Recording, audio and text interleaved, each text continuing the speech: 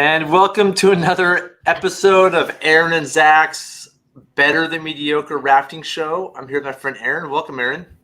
Hey, great to be here, Zach. Yeah, I'm excited to be doing this again from the Gear Garage back home where I have a good computer and I can make things happen. A couple of things to start the show off. One is I put my @ZCollier on there, my name thing, and I'm trying to get more followers on Instagram and Twitter. So it's just a way to be like, hey, by the way, if you want to follow me other places, that's how you do it. Just Instagram @ZCollier. My Instagram is okay, but I like having followers. So please consider following me. And I use Twitter for political stuff, like river conservation stuff. So the more followers I have, the better it is for river conservation things. So if you play Twitter, please follow me if you can. And before we get started, I think the big thing I want to talk about today is just a disclaimer about the show. Because I've had a lot of people write emails. Most of the emails are amazing, but a couple people are like nitpicking us on things. And just be really clear, this is entertainment. Like I feel like the Gear Garage episodes I do or our online rowing course, that's education a lot of times. This is entertainment purposes only. This is me and Aaron shooting the shit, like giving each other a hard time. We take sometimes extreme positions just to get the other one riled up. This is like Maury Povich. Right, you don't watch Maury Povich to get relationship advice, right? Don't watch just to get boating advice. This is just us having fun, watching videos together. Hopefully, you out there have fun with us, and it's really fun for us when those of you out there join in and comment. And you're more than welcome to be as outrageous as Aaron is in a lot of his statements. How's that sound, Aaron? Am I right? I agree with about half you're saying, as almost everything else that happens on this show. I'm going to say this. I agree. Like, we do take extreme views at times, but I think there is a lot to be learned from the show, from the discussions, and from the input from the comments, and from whatever everyone's including. I think like, don't read too much into like, oh, Aaron likes to do it this way or Zach likes to do it this way, but more about the conversation of the whys. And when we're making our argument, the reasons behind, I think, are a lot of the useful dialogue is just like, oh, Zach is all about pins and clips. Well, why is he about pins and clips? What are the aspects of it? And you're like, oh, shipping your oars is important. Like, there should be certain themes. There's certain themes that we come back to again and again and again. Yeah, you're right. You're right. There's probably things people can learn, but I don't want you to out there be able to hold us to this as education. Like, this isn't education. This is fun, and hopefully there's some tidbits people can get from the show. And be cautious about quoting anything we say on the show as something that you really want to do always. Yeah, we don't. Yeah. A rule Aaron and I follow is to not use the terms always and never. And I think that's what gets me fired up about certain topics. And I want to bring this up because I think pins and clips is one of them. I like pins and clips, but I also like oar locks. A lot of people think that I just like pins and clips, but I like both. But because there's so many people out there, they're like, oar locks are the way to go. Pins and clips suck. They're so fired up about their one way. It's kind of like they feel like there's an always. You should always use oar locks. And because of that, it kind of tweaks me. It makes me want to fire back and like say, no, there's other things to do and there's reasons. And all the people that are pins and clips haters, I hate to say, but you're wrong. Right? It's not, and I love, and people get mad for saying people are wrong. Maybe you're not wrong. Maybe you're right. But I feel like there's a couple ways to do things, and they have advantages and disadvantages. And so that gets me more fired up. So I come off as being a pins and clips lover, where I'm just more anti people who think the only way to go is oar locks. Yeah. We're trying to get people to like consider different viewpoints. Yeah. And I think that's a lot of the purpose of the show in my mind, is to like have fun banter and to try to see different viewpoints and look at boating in new ways and say, oh, hey, maybe you tried like this or like that. Yeah. Yep. So, hey. Go ahead, Aaron. Sorry. So I've got some news. Good. Oh, really big news. Yeah. I don't know if you know that there's a new kayaking video on Netflix. Like River Runner. The River Runner. And like, I was like, I'm not sure if I'm going to watch it or not. Whatever. Bro's running super hard, whitewater. I wasn't. But then I started thinking about it. I was like, we all need to watch this. And why we need to watch it so we get more content like this. Like, we all go watch it and they're like, oh, kayaking stuff is good. You know, whitewater stuff is good. So this is my plug to like, even if you're not big into it, just watch it so we can get more stuff of this nature. Oh, that makes sense. So it like supports more filmmakers who are making stories about boaters instead of just like kayak porn. Yeah, exactly. Yeah. I'll tell you, our guides in Idaho wanted to watch it, and I'm like, cool. So we watched it in between trips, and I'm like, go guys, we have to watch a Scott Lindgren film from back in the day before we watch it. So I made them go. I think it was Good to the Last Drop or something. I made them watch a 40-minute like kayak porn video from the 90s or whatever it was to give it context. And I think you almost should watch one of his old, which they're all on Vimeo, right? Go watch one of the old kayak movies. We used to put the VH. It's amazing how well I remembered it.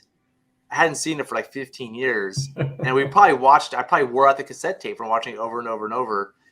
I'm like, oh, this is the part I knew what was coming up. That's how many times I had already seen this video. So I think watching one of his old videos for context and then watching the Netflix show, The River Runner, is a great way to do it. Just 15 years ago, Zach? Are you sure? It wasn't longer ago than that? I don't know. It was the late 90s, early 2000s. Okay, yeah. So 20 years ago. That's funny. But great point. Yeah, that would be fun. Watch an old school one and then watch that movie. I'll tell you why I loved it personally. Because I feel like I mean, nowhere near the skill level of Scott Lindgren, of course, but like I feel the same way. Like I had an era where I was just charging hard and paddling all the time at my level, and then took off some years for just life, like worked and paddled a little bit, but wasn't really into it. And I'm trying to get back into it now, after taking like a hiatus for a bit. And I struggle. It's harder when you're older. And I think that like I look around at a lot of older paddlers, and there's some that are still crushing it, but I feel like his story about how he still struggles paddling. He paddles like a very high level still, but how much he swam and how much he just like dedicated himself to it and got back into it. And that really resonated with me. It's like, it's okay to be older and have things in life happen and not be as good as you used to be. And just to like embrace it and be humble. Like, hey, there's new younger people that are better, and that's cool. But I'm still out there having fun. And I still love it. And I really identified with it. And I really love that part of the story personally. Yeah. I mean, we all go through that. You can't keep up forever. So you can't. It's crazy. So thanks for bringing that up, Aaron. All right. So what do we got on? What do we got? More wind footage or sweet boat footage today? What do we got today? Ouch, Aaron, that hurts. Well, first a Grand Canyon video, and this was sent. I got an email from a viewer who had considered pins and clips and switched to pins and clips. So on that topic of like just showing people different ways of doing things, a viewer who has a hard time staying in the boat and has some just had a hard time staying in the boat, they switched to pins and clips and like it. And so that makes me happy that like maybe it's better for somebody. Now I can see everybody in the river, floating by him and saying, hey, how's your training wheels going? Or pins and clips suck, which is a common thing people will say to you if you run pins and clips. But anyway, he sent me this video, another video of an example of somebody who would have stayed in the boat if they had just had pins and clips. If I'd share this. This is sort of a follow-up to our intro about trying new things. This is Lava Falls in the Grand Canyon. See what's coming, Aaron? See what's coming? Right there. I mean, that is the case. That's a use case for pins and clips. I mean, he did a great job of holding onto the oar, but when the oar comes out, you're not going to stay in the boat. I'm not going to run pins and clips in the Grand Canyon. That's insane, right? Like I'm not going to choose to run pins and clips. That's not very whoa. That's not insane, Zach. I know a lot of people who run pins and clips in the Grand Canyon. Really? Oh yeah. What about the winds, Aaron? What can't you? Well, they argue that you can pull way harder and you can just bust down. You can make miles a lot faster. But we can. Oh, are we muted? Oh, the video is muted. Maybe that's what Robert. Yeah, we don't have the audio for the videos. I haven't figured it out yet. You can hear us though, right, Robert? Yeah, the audio is not there. I try. What happens is it's complicated. I don't want to get into it. I'm working on it. So I'm gonna say I know a lot of people who run pins and clips down there. Yeah. Like less than used to. But do you ever work with John Palmer? He was a big fan of him, and he's good at driving boats. Like and I use pins and clips when I first worked down there, and like, yeah, I prefer the locks down there, but there's certain times where pins and clips are really nice. And one of the things that he used to always say about like why he liked having pins and clips on there, he's like to let his guests row the boat. And if you had pins and clips, it was way easier for guests to get to row and to try out rowing. And so, and they you know, they want to row flatwater and stuff like, and when they're with locks, a lot of them, like, they can't do it. With pins and clips, a lot more of them could row. So that was one of his. Have you ever rowed with your feet before, Aaron? Oh yeah. You still not totally. Me. You can do that with pins and clips. Like kick back. And it's really hard to do it with locks. I've tried to do it with really locks. hard. Yeah. I would claim almost with flip flops when you cup the oar with your flip flop. Yeah. That's why flip flops are good, because you can kind of put your foot the oar between your flip flop and your foot, and then it kind of holds it in place a little better. But it definitely slips over time. Yeah, pins and clips is better for foot rowing. That's a good point, Zach.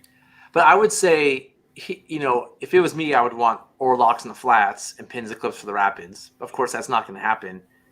And I would probably want open oar locks for the Grand Canyon, if I had a choice. But I wouldn't. If somebody gave me pins and clips, I'd be like, okay, cool, whatever. But this is a big reason why. I mean, he would have stayed in the boat hands down if he'd held on to pins and clips. I mean, the clip could come off the pin theoretically, but usually it keeps you in the boat. And now he's just got oars flapping everywhere. He's still holding on to that oar. Which are, yeah. The other oar, yeah. These oars flapping everywhere. That one that came off is a hazard, could hit somebody. And see, I haven't seen the whole thing. Is that a bike helmet? Yeah, it is. Specialized. At least he tied his oars in. It's funny. He's fixing the oar first and then helping his friend. Let me make sure the oar's all set up, and then I'll pull you. I'm just wondering if he's gonna pull him in by the PFTO. And the guy pulled himself in, basically. Yeah, which he could have done 5 minutes ago. That was kind of an interesting little, yeah. Oh, there you go. I'm gonna say this, Zach. One of the things with the pins and clips down there is sometimes you're in a trough and your boat's doing something kind of weird, and your oar gets stuck with pins and clips. So you can feather it and like recover it to do another stroke when you have locks. That's where I like it the most. So, okay, this looks like Zach Collier on Blossom Bar. Yeah. So here's what we're gonna do today. Now here's the plan. Just so you know, we're gonna go over I got some cool Blossom Bar videos that we're gonna review, and I do have some sweet boat video for the end if we want to go into some more sweet boats. So I have hours of sweet boat footage at this point, so I can bore you with that if you want to later. But I want to talk about Blossom Bar a lot today. I went down a deep Blossom Bar rabbit hole this morning and just ran into a bunch of new videos I hadn't seen before. So I thought we'd talk about some of them. Hey, before we go too deep into that, have we talked about the frame you're using right there on the show? I know we've talked about it off the air a bunch on the show after the show, basically. Yeah. But have we talked about it on the show? The NRS Longhorn. Yeah, because you really like that frame, and I'm gonna say you're not one who just like is preaching NRS about everything, but you really like that frame. From my I mean, there's 3 things NRS makes that are good. One of them is their bottle openers that also have line cutters on them. Those are pretty cool. And then their youth life jackets are the best in the business. And this frame. And the beauty of this frame is it's simple, it's light, it comes apart really easy, and it's super adjustable. I mean, this is just like, you know, it's a pretty quick, easy, simple, inexpensive deal to throw to oar frame on a raft. So I really like this frame a lot. Can you run with pins and clips? Oh yeah, I do all the time. We've watched. There's been wind footage of me running this in pins and clips. Do you prefer the seat or the board? We've talked about this. They have a slant board, but it's not good. But you can put your own. You can put your own slant board on there. Not really. I mean, it would be tough. The attachments for the wood to the bars, it'd be tricky. And I mean, you could do it, but I don't know. On this frame, I like the seat because it's just simple. The beauty of this whole frame is very simple. And I've been running seats a lot lately, so I slightly prefer slant boards, but I'm fine with seats. But I'm like looking right now, and this is my problem: is like your cool hip throw bag. Like you can't pull backward. You can't pull backwards that far. You get stopped really quick. And you're a bigger dude. If you're smaller, you're gonna, it's gonna sit lower. You're gonna catch more.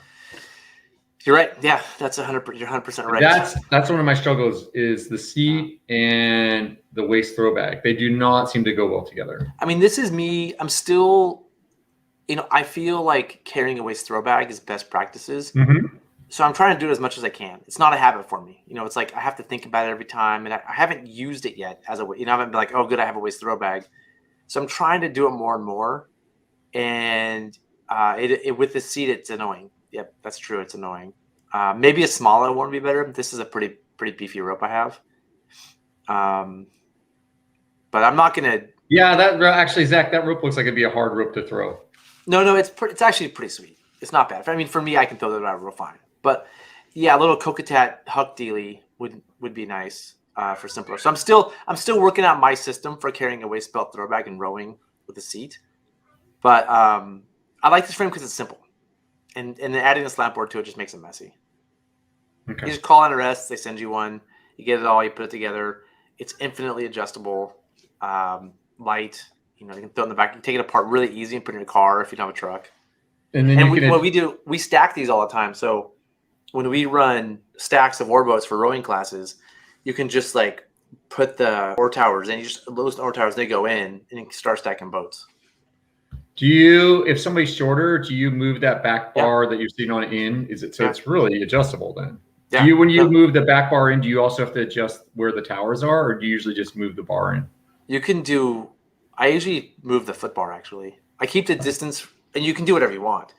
But sometimes when we're doing rowing classes, we'll exactly tune these for the person, which takes like half an hour. Like try this, try that.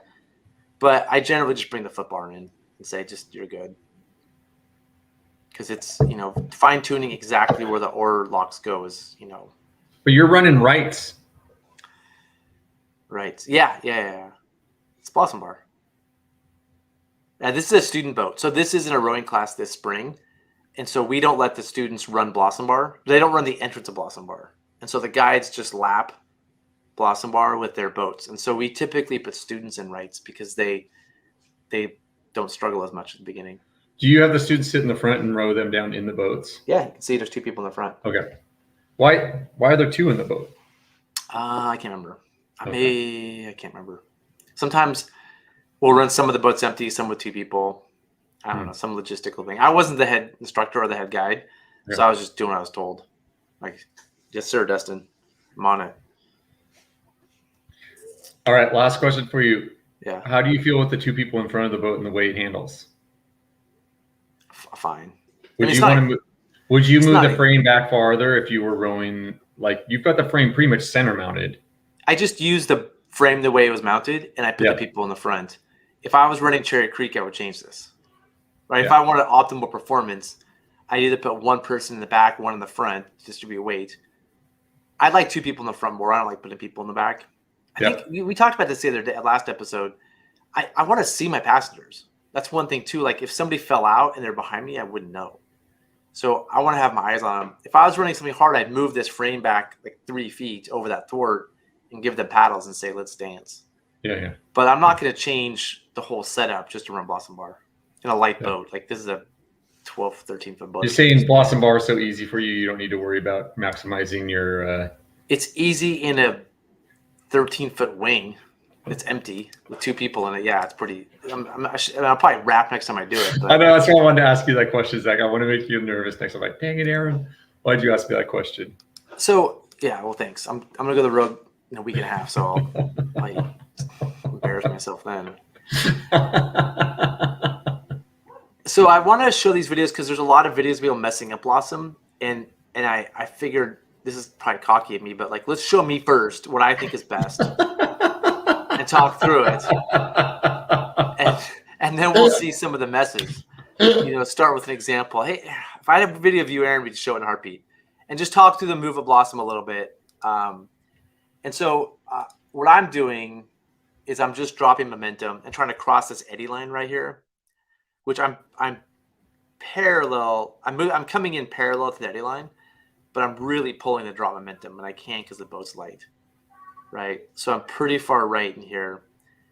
And I think to me, this is a key point that people forget about. Like they think they're past the wrap rock. And again, I was I had angle to the main current, and I was pulling over to the right and focusing on breaking that eddy line. That was my goal. Break the eddy line, get across it, get right.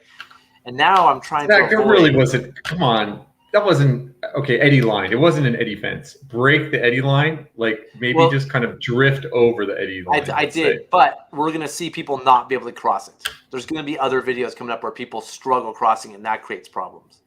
So I want to make the point that like the reason I drifted across it so well is because my mind was on crossing it. I'm like, there's an eddy line, and my boat's coming up parallel to it. And it's really hard to cross eddy lines when you're parallel to it, right? If I really wanted to cross it and it was hard, I would have downstream ferried to pull my stern across it at a 90-degree angle. That's the aggressive way to cross it, or push across it, but I wouldn't push this move.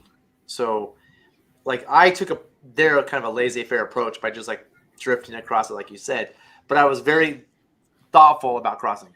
I was like, I'm gonna cross this eddy line. Where you see other people are not thoughtful and they don't cross it. And this is easy because it's 3,000. Some of the other videos are different levels. Does that seem reasonable, Aaron? Are we done? Are you done talking about it, or are we? You want to talk out a little bit farther down? Or are we done with what you want to do? So what I want to talk about next is right through here. I am now wanting to avoid this rock. All my brain power and effort is like, I know this rock is down here. The water is taking me there. I want to avoid this rock. So I'm turning my boat. And one thing we've been teaching in rowing is to pull away from the line to danger. We talked about that before, Aaron. Mm-hmm. There's a line that goes straight down to this rock right here. If you guys can, like in front of me, instead of pointing at the rock, we used to teach pull away from dangers, which I mean point at the rock and pull away from it. And now I'm thinking there's a line to the rock, pull away from that line. Does that make sense what I'm saying?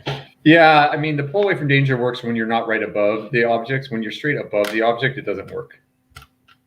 When you're right above it, yeah. No, what I mean is like if you're angled above it a little bit off to like the left side, then you can point your nose at it and pull off of it, and that'll work for you. But if you're straight upstream from it, it doesn't work. So I also don't like that because I think it doesn't encourage you to take extreme enough angles. Like even your angle right here, I would get more of an angle. Maybe I get more of an angle in a second. Yeah, and we'll see. But and I'll just say, like we're talking about right now where you are, and you are pulling away from that line. But I think one of the problems with pulling off the object is people are too much upstream and not enough perpendicular to the current. That's my point though, Aaron, is that the line is the current. So like when we used to teach pull away from danger, and people now be pointing at the rock and they wouldn't be very aggressive. Yep. Like if you're pointing at the rock, you're not as you get closer, you're less and less aggressive. So what we're saying now is like point at that line to the danger and pull away from that line. So ideally, like I could be up to 90 degrees to that line, pulling away from the line. Mm-hmm. Right. So right now I'm like part ferrying, part pulling away. Let's see what I end up doing. I did it early, so I pulled away from it pretty early on. Go back just one more time. Hold on. Where is it? So we're coming through here, and I right now see that line to the danger. I'm pointing at it, and I'm pulling away from it to get to the left. I'm making this early so that I'm done pretty quick. Yeah. I'm going to go one more video. This is my second run that day.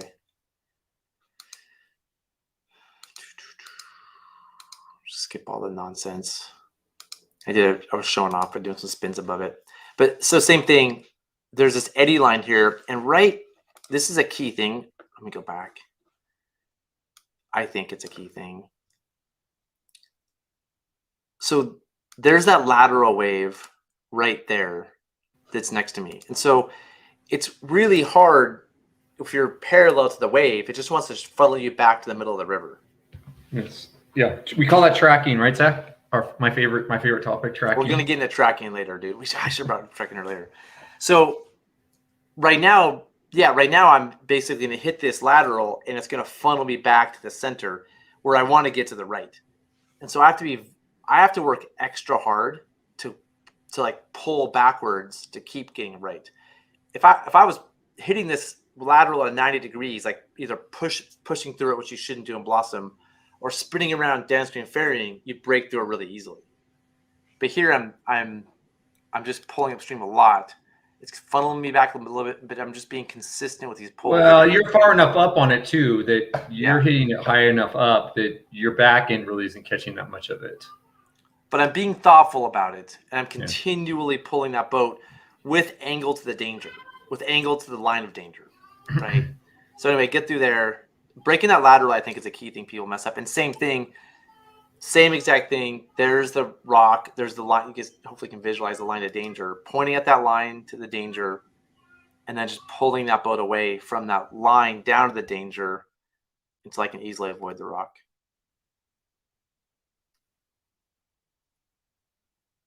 Okay. So I just want to go through these because I want to talk about an example of what I think is good boating a Blossom before we show some bad examples. This is like a June 5th trip in a 3000 CFS. So it looks way different now. So yeah, this is an easy flow. Let's be honest here. Like it's way harder as it gets lower, right? That chute gets way tighter. There's more time though. It's sort of like the moves on the Middle Fork right now. Like they're tighter, but there's more time to make the move because the river's moving slower. So it's different. I wouldn't say it's harder at lower water. Before we go on in this, one quick question for you. Why do you rig your spare oars with the blades forward? Because it looks cool.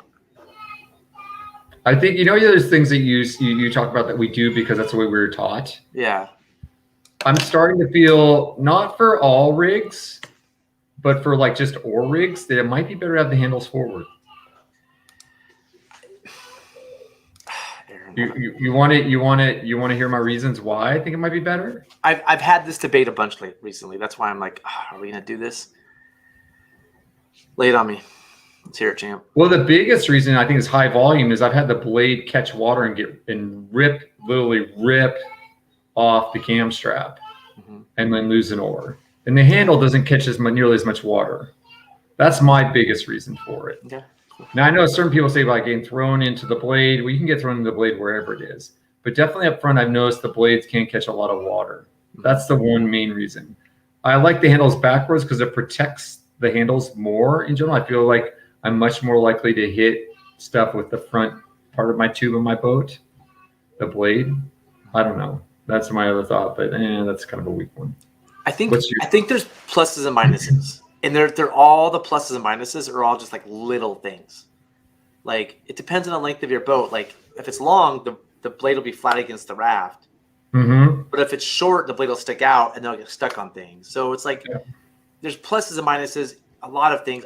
I say my take is if you add up all the pluses and minuses, there's a slight preference towards handle forward. Like slight preference. Like if you look at if you have the debate and like just practically.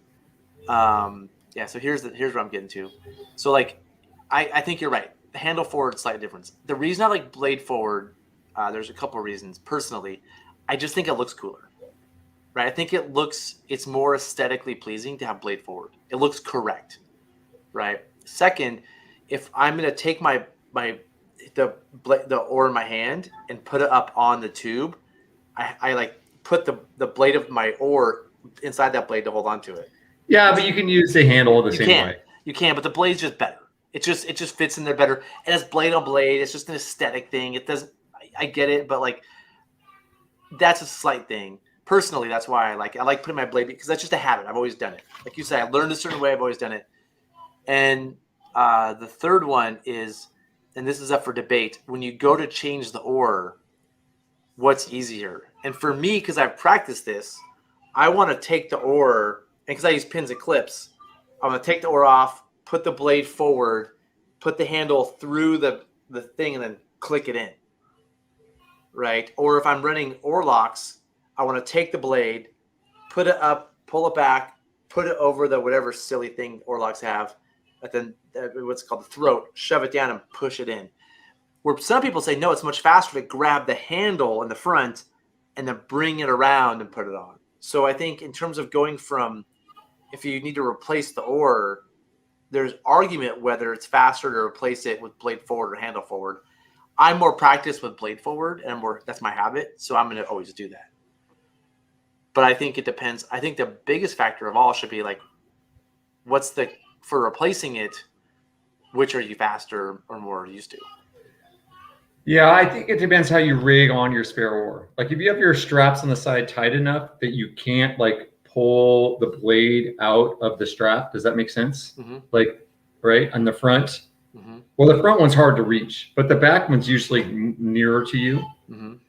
And so I would say is like, if I have it facing the blade facing backwards, I can undo the cam strap right next to me and just slide it out till I get to the handle, and then I'm ready to go.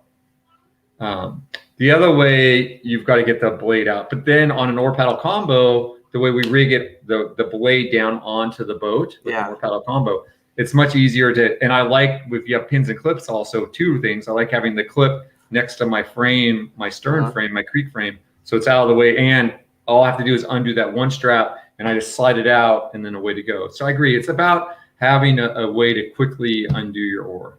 And there's different systems, like F flanner here is if you use a spare oar quickly. Yep. People have these special things they buy where you just press a button and they come off. Some of them come off faster, blade forward or blade back. Where like Rick is like, I can do it with blade forward, I can do it faster with seated. So I think it just depends on how your oar is attached to your frame and what kind of gadgets you have too. That would be kind of fun just to see everyone's different oar replacement system, like videos of how people do it. Like, oh, a spare oar, this is how I do it. I'd be curious to see what actually looks the fastest, like time, like who's the best. I mean, I'm a creature of like, I don't like extra gadgets. Like I don't want to buy a bunch of like, that's why I don't like oar locks sometimes, because you have to have all the ropes to tie your boat to the frame and all the little doodads. But I think I want simple, elegant solutions. And so for me, I just use 2 1-foot cam straps to have my spare oar on. And I'll take the extra second to undo the 2 cam straps, and maybe I'll lose them in the water. But I have 1-foot cam straps. It's not something I have to go buy from NRS. It's not something to add on to my cart when I'm shopping online. It's just a 1-foot cam strap. And if you lose it, you have more cam straps. Just use a 4-foot and just deal with it. Well, I used to do a clove hitch around the bar, and then you don't have to worry about losing it. Because I don't leave my frames permanently attached to my boats. I don't have a garage to hold boats. Well, you can still, the clove hitch is just attached to the frame. You can still take the frame off, Zach, and then it's still attached there. But then it's on my truck and it's flapping in the wind, and it might come off. And yeah, sure, a clove hitch to the frame or girth hitch to the frame, whatever. Girth hitch, silly thing you want to do. Yeah, that's. I like the clove hitch. I think clove hitch is cleaner than the girth hitch. The way it comes around. The clove hitch is cleaner than the girth hitch, but I just present another option. But I think for me, the way I run, like I just want to grab a 1-foot cam strap out of my truck and tie it on. I don't want to have a bunch of dangly things in my frame all the time. And I'm like, I have a 1-footer right there. I'll just tie my oar on. I like to do is wrap all the extra so my tail is like an inch long, so I can with one hand push the button on your cam strap and just bloop, and then it's undone. So you don't have to use 2 to pull it out. Like when I see that when people got really long tails, it's a pain. Yeah, like if I'm gonna do the wind, I want to tie my spare oar on. I usually have my 1-foot cam straps, right? But sometimes I forgot them, and I have a 4-foot cam strap, and I have to daisy chain it out. Then if I lose an oar, I have to deal with that, and it's annoying. That's my punishment for not bringing my 1-foot cam strap. But instead of daisy chain, just wrap it extra times around the bar first, Zach, and get rid of all that extra material, and then you're safer. Unwrap it. You're safer. Okay. Safety first. Thank God that the show I would be just totally dangerous if it wasn't for you. I am amazed that you're still able. You were able to get to takeout without my knowledge. I know. I shouldn't even go boating without you. Yeah.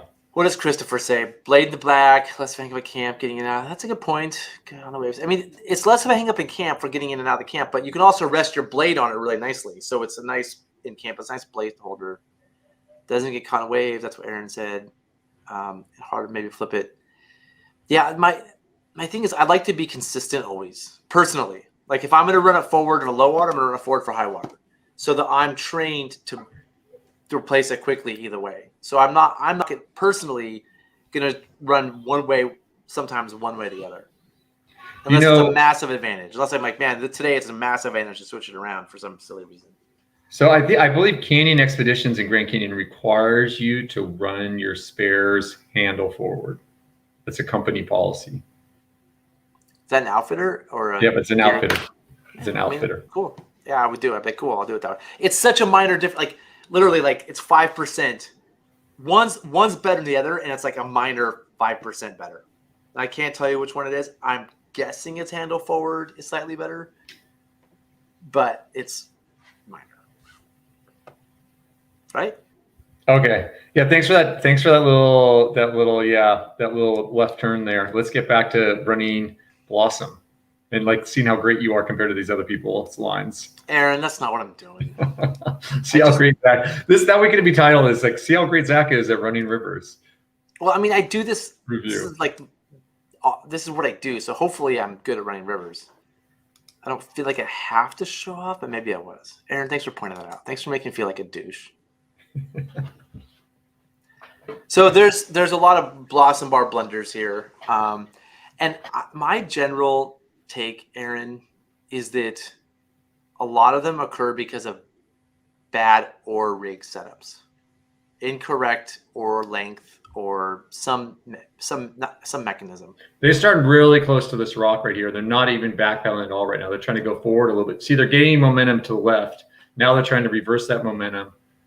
There's that wave you have to break through. Yeah, and they like you started off farther left, and you were cutting your momentum going in. Well, they're accelerating going in. You were trying to slow yourself going in. I think what you're saying. Let me rephrase it in a different way. I was building left to right momentum. I was starting middle and building momentum from the left to the right to make a move to the right, where they're thinking we have to get right, so let's start as right as we can. And what happens if you start on the right is those laterals bring you back to the middle, and it's harder to make the move. So a lot of times it's better to start on the left if your goal is to get right, so you can slowly build momentum. Yeah, I'm gonna say, yeah, you had a little bit of left to right, but more important is you cut your downstream momentum dramatically. You were slowing yourself a bunch the whole time. Yeah. So up here, like right here, you're rowing backwards. So you're slowing yourself, putting energy into slowing your boat down. They're having energy. You're having energy slowing yourself, pulling up and back to the right. Their energy, like they're accelerating down to the left, which is definitely not where you want to go. They're kind of tracking over there. And they're tracking. Yeah, they're tracking over there. So, and this is, I mean, in my brain, this lateral is my goal. I need to break through this. And so all I'm trying to do is figure out how to have some momentum to the right to power through this, which being parallel to it makes it harder. So I have to overcome that. Yeah, I mean, if they had more angle, they'd been okay if they got their butt way around more, but they didn't. Yeah. And you kind of see what happens here, going back to that lateral, they hit it, and it pushes them. Like we talked about earlier, it funneled them back to the middle. Like and then yeah, and then Zach, you were pulling as you hit it through it. Yeah, so really, so you're like, nope, you're not going to accelerate here. You're just having your oars in at that point, and biting in is like you're resisting that acceleration. Yeah. So anyway, here they go. Yeah, they're getting it. Get it. Little, really short strokes there. And that's my other things. I think there's a gear setup issue because they're whiffing a lot of strokes, and unfortunately I can't see their setup. But watch all these. Let me go back even more because there's a lot of just like the oar looks really long and weird in a way. I would guess that they're way too wide and they've got looks like there's it's hard to tell. Maybe it's just the wide angle, but it looks like there's way too much oar on the downstream side, just the way it's wobbling. Yeah, I think there's not. I think what there is there's not enough oar on the interior. Yeah, like he's rowing like this and just can't get power and is whiffing a lot of quick strokes instead of having the oars in more tighter to where you can get big, strong, powerful strokes. And I'm also going to say is I think earlier I would have liked to have seen him have more downstream angle, and later I would have liked to have him see more upstream angle. Like here, he's just perpendicular to current. If he pulled hard with the right a couple more, right, and turned, and so he's pulling upstream, he would have slowed down, and he would have had his nose to those rocks instead of the side of his boat. And that's where pointing your nose at the danger helps. Is that a rope in there? What is that? Oh, we're going over that rock. Yeah, it's a rope. There's ropes everywhere in there. Ugh. Yeah, so they're pointing at your danger at the end. Yeah, that would have been better. Like if you're not going to make it, just put the bow on it and you'll hit it and spin off. Yeah, point your nose at the danger. Continue trying to go that way. So so at this point, like the obvious thing to do is high side, which they do. Sort of, not really. But not until no, they never high sided really. They were attempting. Yeah, I'm gonna say this, Zach. Have we had this discussion? Why I dislike the term high side. Yeah, you like over right, over left. And why do I not like the term high side? Because I don't know, people don't know what that means. Well, they don't know what it means. And the problem is it gives the idea of like, oh, when it becomes a high side, get up there. You need to get to the high. They want to get to the high side before it's the high side. They want to get over there before the boat even hits the rock. Yeah, I mean, so this, Aaron, this is the thing. This is the classic. If I transport you in, like, I mean, I don't know who's rowing this boat, but they probably don't have Aaron having no level of experience. They probably never had this happen to them. But when you realize you're not making it, the rower probably doesn't realize they're not going to make it at this point. You know they're not going to make it, and so this is when you would call a high side. You'd be like, well, right, I would say back up that. Not even high side, just say over right. Before that, I would pull hard with my right oar and turn my nose into it. And hit it. Like hit it with my nose. But if the high side, right now, over right, and I would be that oar would be shipped and I would be way up on that, jumping up on that tube. I might also, though, with this, I might be spinning hard, pulling hard with the left oar and just trying to spin it off to keep it moving. Just like keep rotating around. So I would have that person over right and be like yanking, yarding on that left oar just to keep it moving around. Because when it stops there and catches the current, that's what's, just like give it angular rotation, angular momentum. Yep. Just hit it and just keep the boat rotating around. And I think is this an air raft? Yeah.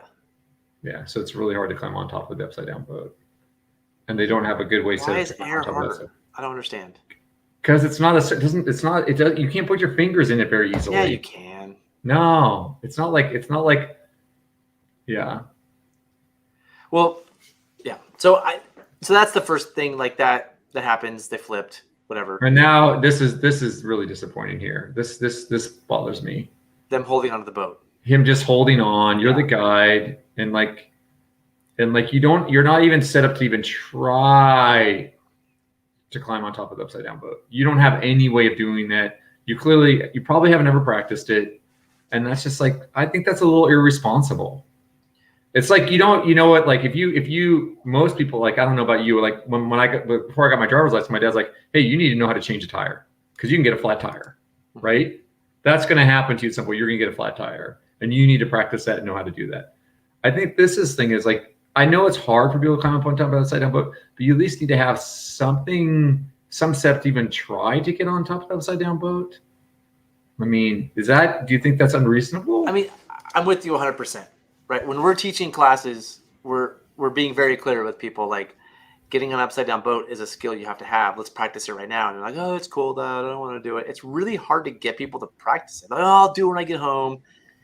It's just not something that's practiced. And it's something that when I go run the wind, every time the same place I flip a boat and get back on it. And sometimes I can't. I'm like, oh, that's a good reminder that this boat either. Like the air rafts. If it's really cool, no, the wings. Oh, the wings, same problem. It's that floor. Those floors. Airs, I don't find it that hard. The airs and the wings are similar with their floors. The wings are way harder. The airs have the little rope in between. You can get your fingers in there. The wings have barely room to, especially when your fingers are cold, there's nothing. So I've tied so it's just a reminder. I have that 13-foot big tube boat. If I'm tired and it's cold out there, I can't get on that boat. So then it's like, hey, that's a good piece of information to have. Let me attach those little ropes.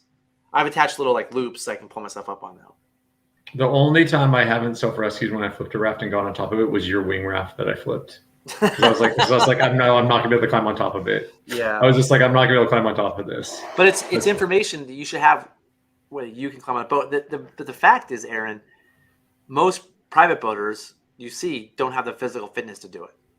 That's a fact.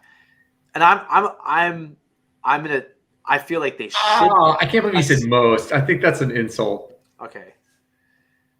I think that's a little far, Zach. 51%. 51%. A lot can't or can? Cannot. Aaron, come on, how many? It's hard to get on the upside down boat. Well, it depends how you set it up, though. If you put a line, you have to admit 51% of private boaters can't get back on the boat. You have to. Yeah, because I think that it's particularly if there's a lot of air and wing boats out there, and they don't set them up with straps on the bottom of them. No, try the hardest one's the NRS. Those NRS boats with NRS boats are a lot easier. You just got to go to the side, put your holes in the side, and just pull up over the side. But I will say, I think that's my key point is like put a flip line on the bottom of your raft, and we need to have a difference between the flip line that goes in your pocket of your life jacket and the flip line that goes underneath the raft. We need to somehow have two different terms. Yeah, but the flip line on the flip line in your pocket is the flip line. You need to come up with a new term for the raft flip line, the like bottom bumper or something. I don't think we made any fat jokes, but when I say that 51% of private boaters can't get back in their boats, it's not weight, it's physical fitness. I'm 220 pounds. Like, I'm heavy, and I'm not skinny. But, like, I work out so I can boat. Like, if I stopped working out, I'd probably have to stop boating because I couldn't be physically fit the rivers I'm doing. It's just physical. It's a physical fitness / their boat's not set up. Because I mean, like I said, I couldn't get my 13-foot wing because of the setup, right? And so it's also a practicing thing. Like, I think, Aaron, one thing you're getting at here, I think one of my points with this, I got a couple, is you should immediately be attempting to get on the boat. Like, there's not an attempt. Yeah. There's no attempt. And I think whether you can or can't do it is one thing, but you have to be practiced. So your first instinct is get on that boat. And for me, getting on the boat means getting to the end of the boat. You get up on the sides. I don't know how because I can't do that. But like for me to get on an upside down boat, I swim to the end of the boat, put my fingers up there, and start pulling. That's my immediate instinct from a lot of reps of practice. And so I think the reason I'm going to say 51% of private boaters can't do it, one, they could be overweight. Two, they could be not physically fit. Three, their life jacket could have knives and whistles and just stuff hanging off it everywhere, and they can't get over their life jacket. It's just insane, right? Four, their boat has way too much rocker or the tubes are too big. And five, there's no grab loops or grab things for it to get up on. There's a lot of factors into getting on a boat, and I would say physical fitness is just one of them. Do you think if you're big enough that you don't even have to get on the boat, you just have a flip line and you can just put your feet up against the side of the boat and just like start pushing down on that boat? I mean, that's small boat. Flip it over in the water. Like I can flip I can probably flip those narrow 11-footers like that. I'm big. I mean, there are not many boaters bigger than me. There's some, but like I'm big for like the little small boats. I can put my hand up sometimes and grab on the far end and grab it and flip them over with my hand. Yeah. But this kind of boat, it's got gear in it. Like you're gonna have to get on top of the boat. But Aaron, here's my other thing is like I think somewhere, let's say I'm gonna make a statement. Like there's somewhere in the class 3 range where like maybe you don't have to be able to get on your boat. Maybe it's like, you know what, like if you're gonna do like easy class 3, let's just not make that a requirement. Like because not everybody's gonna be able to do it. There's a lot to getting on your upside down boat. So in the class 3 areas, maybe it's fine if you can't get on your boat, right? Like we'll let it go. And I would say with a class 4 boater, you need to be able to get on your boat, and you need to have a buddy with you who's going to save you, right? Like I'll go boat the wind with people who I know can't get on their boat. I'm there. I'm watching them, and I'm there to help them if they struggle. Okay, so what does that mean? How do you apply that to Blossom Bar and the Rogue? So Blossom Bar is class 4, and so that's I think that's a good question. I think that if you're going to row Blossom Bar, you should either be able to get in your boat or have a plan for what happens if you flip. And I think my biggest takeaway from this flip isn't that they didn't try to get on the boat. Like I'm just going to assume they can't, because Aaron, I see a lot of people try to get on the boat and they can't. I mean, it's crazy. What I would not have done is just hold on to the boat. If you can't get on the boat, separate yourself from the boat. Just swim the rapid. Really? Holding on to the boat does not make you safer. And this is a pet peeve of mine, and I want pushback because I want the pushback. Maybe I'm wrong. I'm really worried about all these perimeter lines that people have on their boats because people think that when they swim next to a boat, they just hold on until they get saved. And I think two things can happen. One, when you're holding on the perimeter line, your feet are straight down. Your feet are not, their feet are not up in front of them. One of my biggest fears on rivers is foot entrapments, right? I would much rather have them just swim the rapid feet up than be having their feet dangle the whole time. If you swim Blossom feet up from here down, it can be fine, right? But if your feet are dangling, who knows what raft frame / rope / foot entrapment's there. So holding onto a perimeter line encourages you to have your feet dangle, but also if you watch them, it doesn't happen, but there's opportunities to either like if somebody's right there holding on up next, they get crushed by the rock. Or if the boat pins and you're on the upstream side, you go under the boat. Mm-hmm. So I feel like at this point, if you're not getting on the boat, just swim self-rescue. Get yourself to like they should be right now self-rescuing instead of just holding onto the boat hoping. What do you think about that rant, Aaron? I agree with a lot of it. I think there's right here. See this big eddy on the right? They should be swimming to that big eddy. I mean, it's not that bad of a swim. Like swimming this boulder field is not a big deal. It's not, but why not get to the eddy? What's the advantage of holding onto the boat here? Right here. I'm trying to think of an advantage just because I want to argue with you. But in this case, you can't. Now they're just holding on to. Yeah, they're with the raft that way. I think there's two situations. There's high volume and low volume, and I think high volume there's a lot of reason to stay with your raft. And I think the second thing is like how many people are in the water at once. If you have a boatload of like 7 people and they all just like go the raft and all go floating in different directions, that's way harder to rescue than if everyone stays with the raft. If most stay with the raft. Yeah, but if someone can get on top of the raft, and then here's the other thing: if someone gets on top of the raft, they can pull the other people out who are holding onto the side of the raft. So I think your assumption is that no one can get on top of the raft. Yes. Yeah, it might be better not to be holding on to it. But if someone can get on top of it, or if it's high volume and you don't want people to go all over the place, there's some advantage to hold on the side of the raft. I can see high volume. But you can also get hurt. It is dangerous being next to all that gear for sure. Yeah, there's all kinds of pin opportunities here. Well, and if you're in big volume, if I were going into a big feature, I would not want to be close to the raft holding onto the side. I'd want to be far away from it. And here in Blossom, there's tons of rocks down here. I mean, there's a million places you get smashed. Right now, I think he's trying to stand on the bottom of the river. Do you really get smashed that hard though? Because there's usually a pillow on the upstream side of the rock. I mean, is it really that big of a deal? It's not. I worry more about what you talk about, like the boat getting pinned on something and you getting sucked underneath the raft. That to me is like way scarier. Well, my take is like just blindly holding on the raft till you get rescued isn't a good idea. You get on the boat or swim to shore. Just holding on the boat. The thing is, the people who blindly hold on the raft are the same people who wouldn't swim to shore. They just blindly put their feet downstream and float downstream. Would you rather them just float downstream in like the whatever coffin position and just go down the feet up position, this river safety position? Yes. Yeah, with their arms straight. The ones who lay on their back and have their arms straight up in the air, you know? Well, there's a big eddy at the bottom, so I'm not worried. Like if this was a continuous river, I don't want that.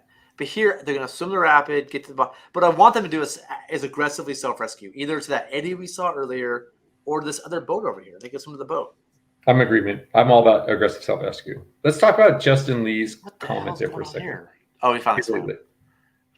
So now, wait, hold on. So now here's... I wonder if they decide to let go or they just couldn't hold on any longer. I mean, he's probably getting tired. Right? I want feet downstream, just float to the bottom. Like, let's just be safe, and we'll deal with the raft later. Right. Okay. So, sorry. The rest of this is just something. It was like a Justin's comment. The ladder. Being tied to the bottom bow stern, zigzag pattern. That's interesting. I worry about a little getting snagged on stuff, but it's kind of like a flip line, but a better one. Like a webbing flip line that goes underneath the bottom of the boat that you can climb up. Yeah. There's a bunch of ladders on the market now, like rafting ladders. Yeah. They're basically entrapment hazards, but it's like, do you want to have the entrapment hazard or do you want to get back in your boat? That's, Yeah. What's your answer to that, Zach? I don't know. I don't have an answer. I'm gonna too. I don't think it's a bad idea, particularly ones that rig well, like put away. I don't think it's a bad idea. I hope that's not your only plan for rescue, though. I hope that's just like one of many options that's out there, and you're not counting on that. I mean, here's the thing, Aaron. In the classes we're teaching, a lot of times it's people who want to run class 4. They want to go get gnarly, and on our checklist for whether you can boat class 4 or not, we're saying you got to be able to get back in your boat. And well, it's way easier in a cataract, right? Yeah. But it is. But it's not totally easy. So a lot of them are like, hey, I can't do it. I'm fat. I can't do it.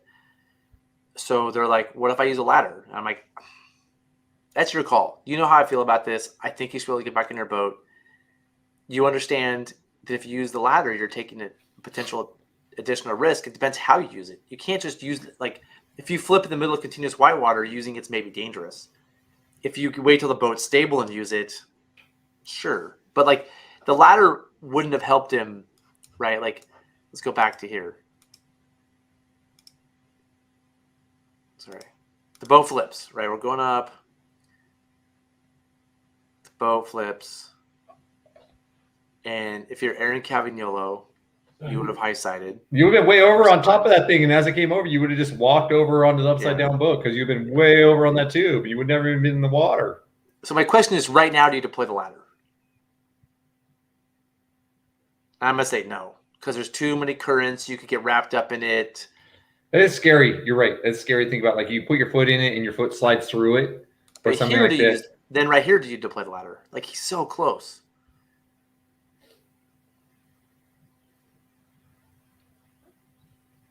Maybe. I don't know. I'm not. It makes me nervous. Maybe you need like a super flotation vest with like, you have a vest that has like one of those pull strings that's got the little, the little cartridge, and it just inflates and lifts you up so you can just crawl on top of it. It's like a big like butt assist or something like that. It just goes, boop, and just like all this air comes underneath you and allows you to climb up in there. That's ridiculous. I want to close this one up and tell you what I think. You flip the boat. You either know you can get on or you know you can't. That's information you need to know. I can or I can't get on the boat. I can't get on the boat. Cool. I'm going to self-rescue. And the boat is – I'm not self-rescuing the boat because I can't get on. I'm going to self-rescue somewhere else. We'll deal with the flip boat later. Pretty straightforward, right, Aaron? I think, I totally agree. Yeah. Personal safety. The boat's going to do what the boat's going to – you're not going to swim the boat to shore. Take care of your personal safety. Get out of the water. Get away from the boat. Well, you can swim the boat to shore, depending on the eddy sometimes. At the bottom of this rapid, you could. But swim the rapid. So maybe hold on to it and swim the boat to shore. Maybe that's not the worst idea. Get to shore. There's somebody down there. You have to. This also comes to just like class 4 boating. You don't know if maybe they're the lead boat. Maybe. And there's no one downstream at Blossom Bar, which is That's never fine. the case. There's always someone downstream. If you're lead boat and you made this mistake, hopefully your number 2 is solid.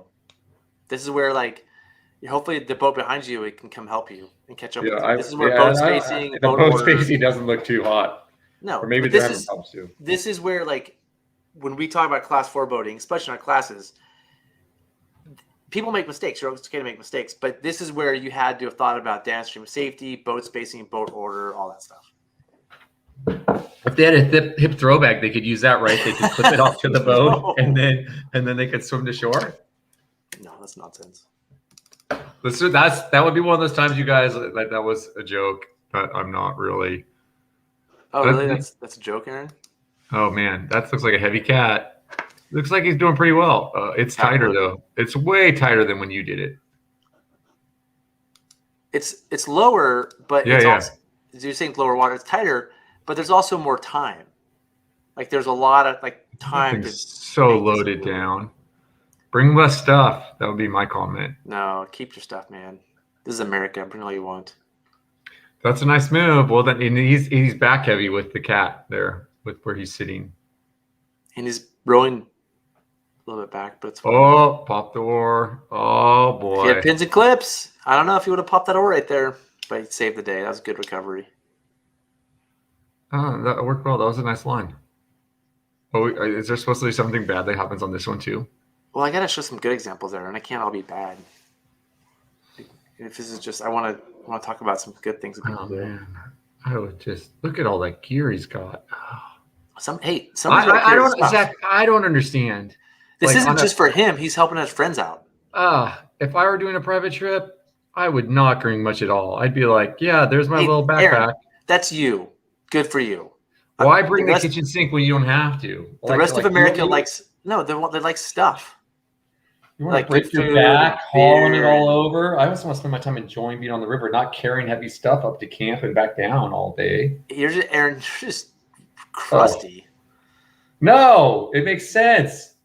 Oh, here we go. Oh yeah, I feel like I've seen this one before. So I want to make one quick. He's not even rowing hard. He's just kind of floating. I feel like though this comes to gear, and I think right here's the issue I see already, is that he's sitting on. There's a box and then a seat mount and then a seat. So he's sitting really high. Let me go back to the view of us. So he's sitting really high. So he's rowing down here, and it's really hard to get effective strokes that low. And his oars are far apart, so they're oars are crazy far apart. They're far apart and they're low, so it's really hard to get effective strokes. And one of the reason I showed my videos to begin with, and we can go back and watch them if you really want to, is I'm rowing like in my power zone, like where I do a push up. I'm rowing right about here, maybe a little bit low, and like where I do a push up, not like this or like this. Well, Zach, that's because you're not Studley. Studley men have the oars out very wide. That's nonsense. No, that's true. That's how you know you're cool, because then other people try your oars like, oh God, it's so heavy. How do you do this? And you're like, yeah, I'm tougher than you. So he has a hard time. He's doing good. Whoa, he's doing fine. Go, buddy. Go, buddy. But see how low? Oh no. See how low his oars are? No high siding. Yeah. Mm-hmm. Yeah. I like they just stay on the seat. And they didn't even try high side there. Did you see that drift boat? Yeah. So it's just like, I mean, that's so dangerous. A drift boat is pinned there. Aren't those the pros? Do private boaters take drift boats down there? No, I think that's somebody just left it there. Do you see the boat pinned on the drift boat? Yeah, totally. Oh yeah. Oh, that's it. So they let go of the boat. They followed your advice. I think they had to, right? Like it's hard to. Let me go back. I mean, it's hard right there to hold on to the boat. Sometimes you just. Sotars flip. That's a Sotar too. Those Sotars flip quick. Easy. But look at that swim. That's nasty.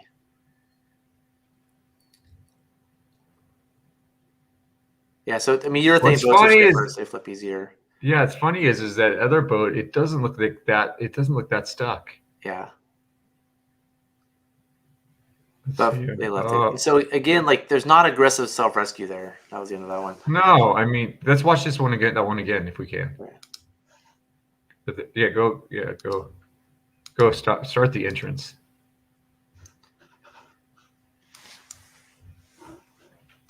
So. Oh, is this it? What's going? Oh, there they are.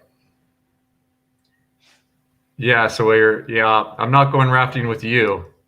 That's for sure. Sorry, buddy. You need costumes, Aaron. You need lots of beer. You need a separate table. You need like 5 tables. Yeah. You need 2 chairs per person.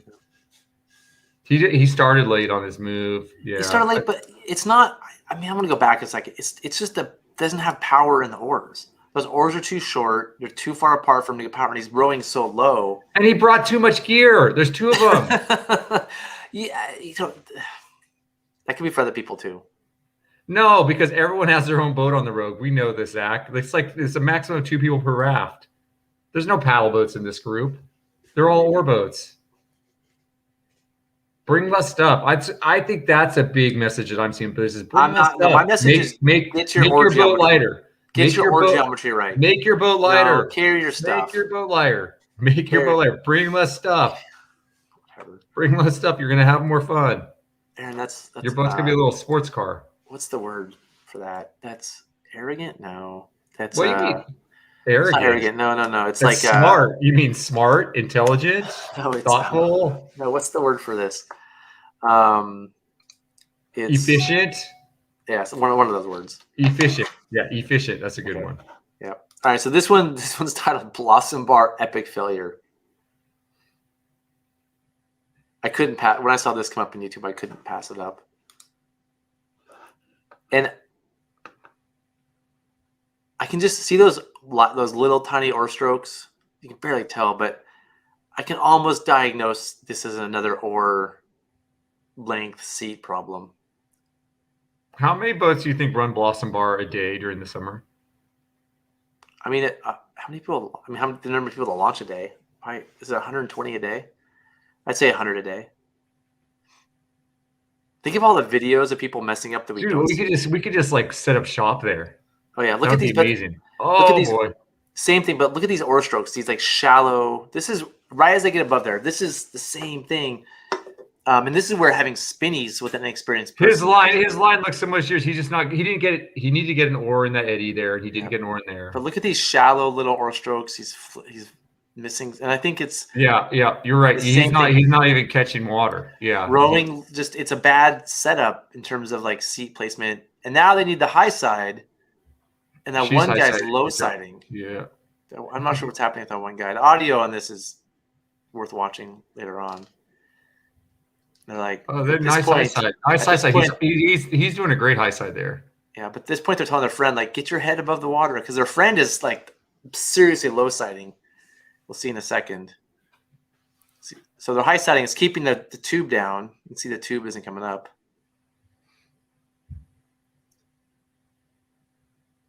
So it's looking pretty promising for them, right? The boat's looking pretty good.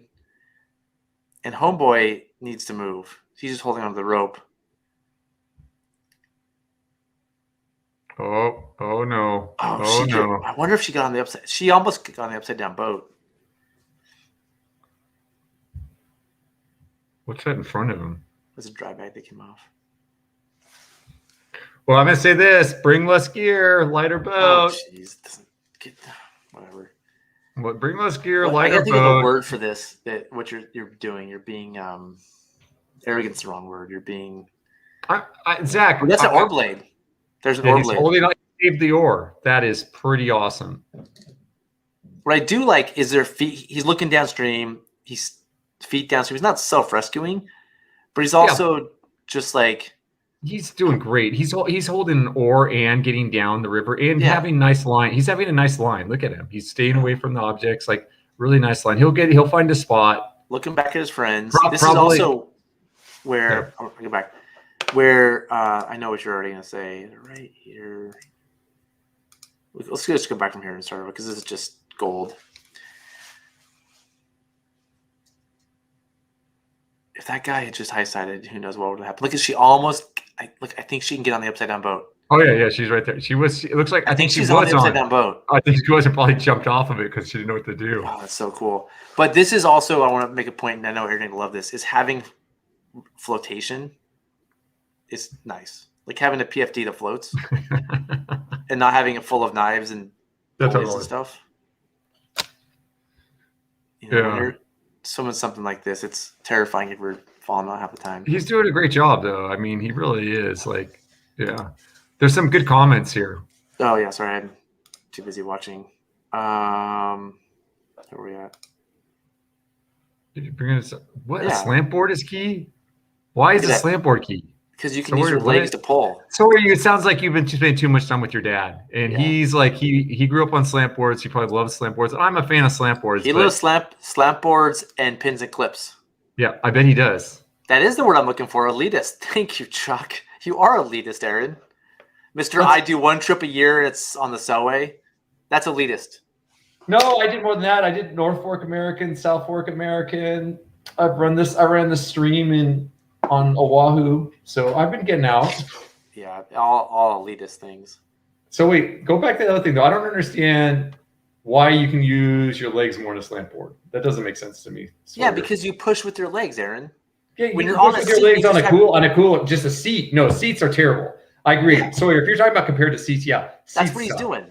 Seats are terrible, but just sitting on a They're not cooler. terrible. They're fine. You see, most of these, no one's been using seats here like that footage, have they? Or the haven't most seen recent the guy fence. was. This guy had a seat. The other guy, do they all have seats on him? Yeah, you're right. A slant board or just a straight flat pool with no seat. I mean, here's But what's don't have happening, a seat. Aaron. Here's what's happening in the rafting world is that I think like certain companies who sell gear. I want to see if this woman is still on the upside down boat. I'm curious. She's not But- because he was like giving her directions. You could see her in the water before. I'm Oh, that pretty was sure. her. Okay. Yeah. So let's play this while we talk some more. So I think what's happening is the gear companies who make gear, and I'm going to say this, and it's going to offend some people, which is what we do. The people that work for the gear companies don't usually boat, right? They're just like given a sheet of stuff to tell people on the phone. They're not all boaters. Some are, some aren't. But when you buy your rafting stuff, this stuff is not like heavily tested. And this whoever's selling it to you is not necessarily an expert in rafting. And so hopefully that's not too offensive. So I think the world believes you have to have a seat. Like boaters think you have to sit on a seat. I think it's a thing that these companies sell. Like, oh, you're going rafting, you need a cooler, you need a dry box, you need a seat, and you need a seat mount. That's more stuff. And it's not that they're trying to sell you something you don't need. They just don't know better because they think you need to have a seat. And you don't. And in some cases, like Aaron's pointing out, you can't use your legs with the seat as well. My boat with seats is it makes you sit so high you can't have effective rowing strokes. Right? So well, you can't use your legs, and it stops you from using your back too because you hit it. You're like, what happens though is you sit on a cooler and then a mount and then a seat, and you're like a foot higher than you should be. You should see some of these seats too, like they're more than a foot. Well, and then people overcompensate with bigger oar towers, which then means you have to have a foot longer oars, and it cascades. How many outfitters have you seen run commercial trips where they're using seats? Nobody. No commercial guides use seats. I know, and I don't understand this. Like, do private boaters ever look and be like, oh, those every single commercial outfitter, they're all idiots. And that's also hold on. That was elitist too, because you're assuming commercial outfitters are better. Well, I put it this way. I don't think they're better, but they have more experience and they do it a lot day after day after day after day after day. And so if they're all not doing something, if every one of them is not doing something, maybe it should give you pause to ask why. I'm not saying to necessarily not use the seat, but I'm saying to pause and maybe try that other way first. That's what I'm saying. But the thing is, here's I hear you. When people buy stuff, they just buy it and use it. They're not going to like take it all off. And I mean, it's a lot of work to take the seat and the seat mount off. But that's I got a really good idea, Zach. If you brought half as much gear on your trip, you'd have the time instead of carrying all that stuff up into camp and down to the boats. You can spend the time in camp to take off your seat and row around a little bit. You'd have way more time to experiment with actually rafting and having more fun. You're elitist. But how is that elitist? That's not being elite. You're back on your whole like bring less stuff, like me, Aaron Cavagnolo. Bring less stuff. So here. He's hugging the rock. Oh, let's go back because this is an interesting line. I would not have thought this would have worked. He's pointing right towards the picket fence, and it's basically this is a lot like your run, Zach. There's but there's almost. This is exactly like your run. He got over the eddy fence here. Now I was never pointed to the right. No, you weren't. Like but he got over. You hit the rock in the same spot. He recovered his angle and got over it. It's amazing, yeah. He touches. He's in a cat boat. Do not call this run like mine. Is that person? That person is throwing. Is she even wearing a life jacket? What is she wearing a life jacket? Oh man. Yeah, it's under her. I think it's under her jacket. Like she has a rain jacket over it. So again, he's got really wide. He's really wide. I mean, this is the same.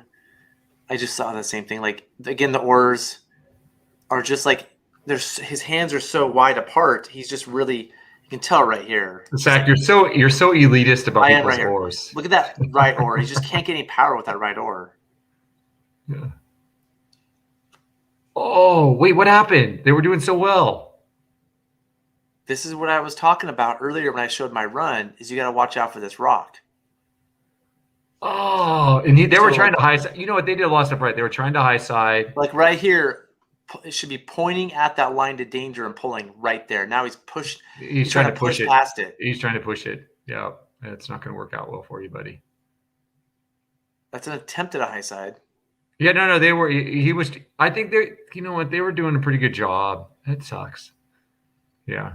You know, he was trying to use tracking, Zach, which this is one of the things tracking can burn you sometimes. That's what I want to get to. I want this to lead into a tracking talk.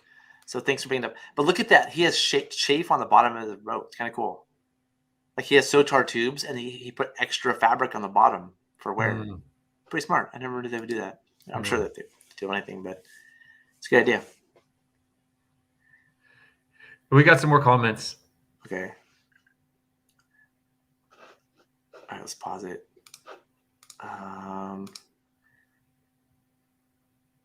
Yeah, I have a seat that's on the bar. Yeah. No, for sure. I think if you're on the bar, you're good. Kind of like those Longhorn frames I use, the seats on the bar. It's not that high. I'm gonna say that's a lot better. It still has the same problem. You can't like on a slant board, you can slide up and down on it a lot. And even on a cooler, you can do that. You can start forward and have your butt right in the front, and you can finish butt middle. So you can move more.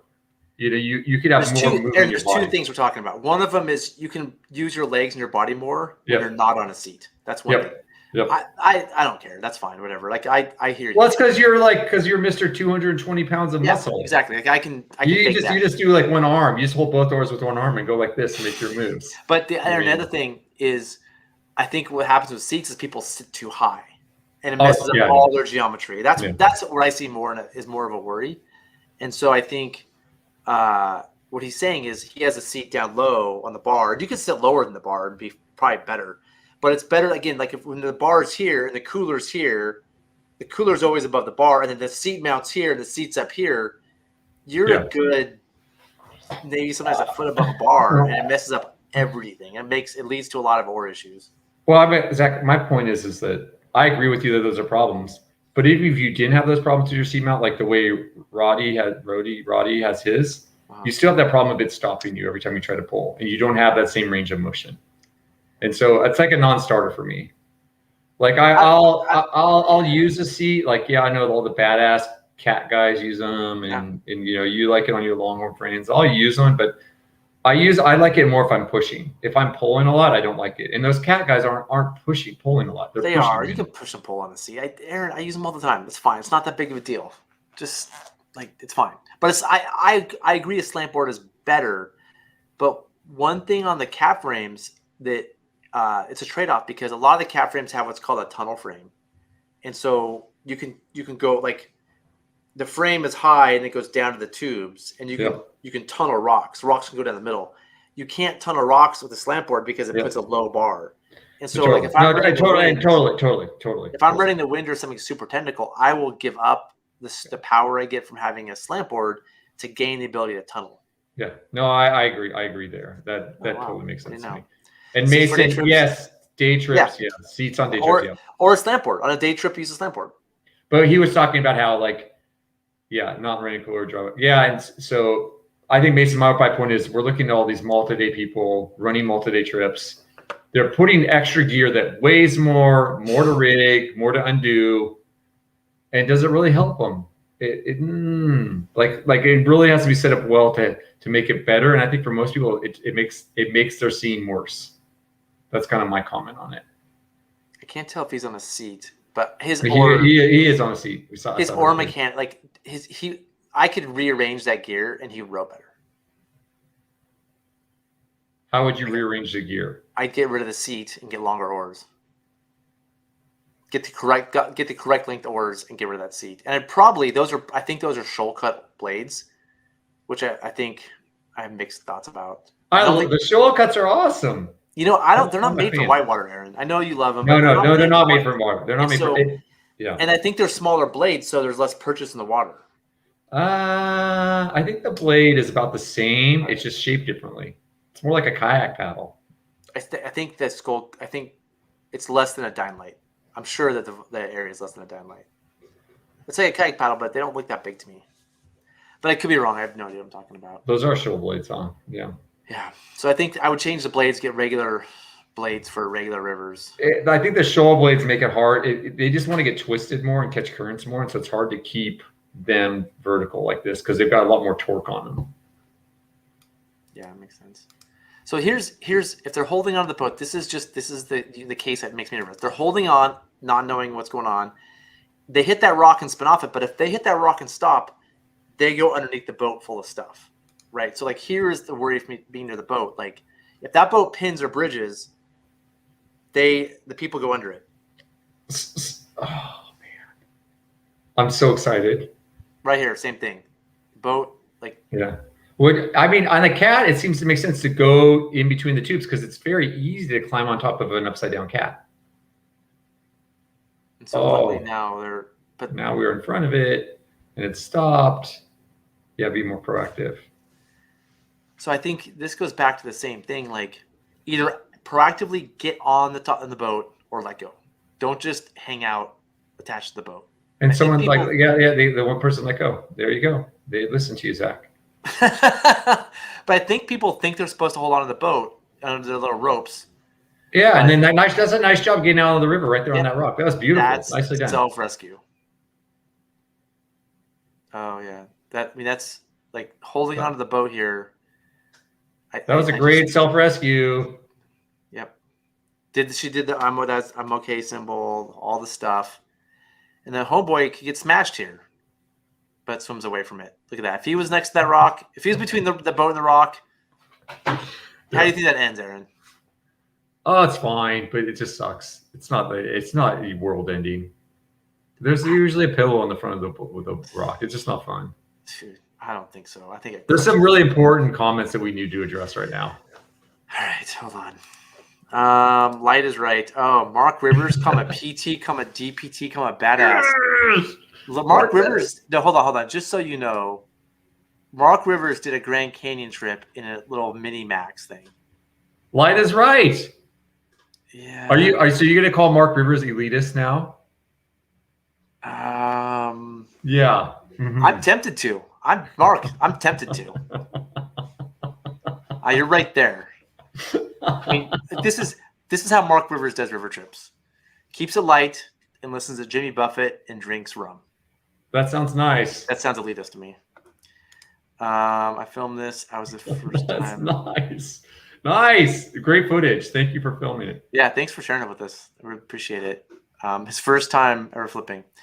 Yeah, and I think let's watch it. So hold on. I didn't say this part when I watched earlier. I think your first time flipping should be not in Blossom Bar.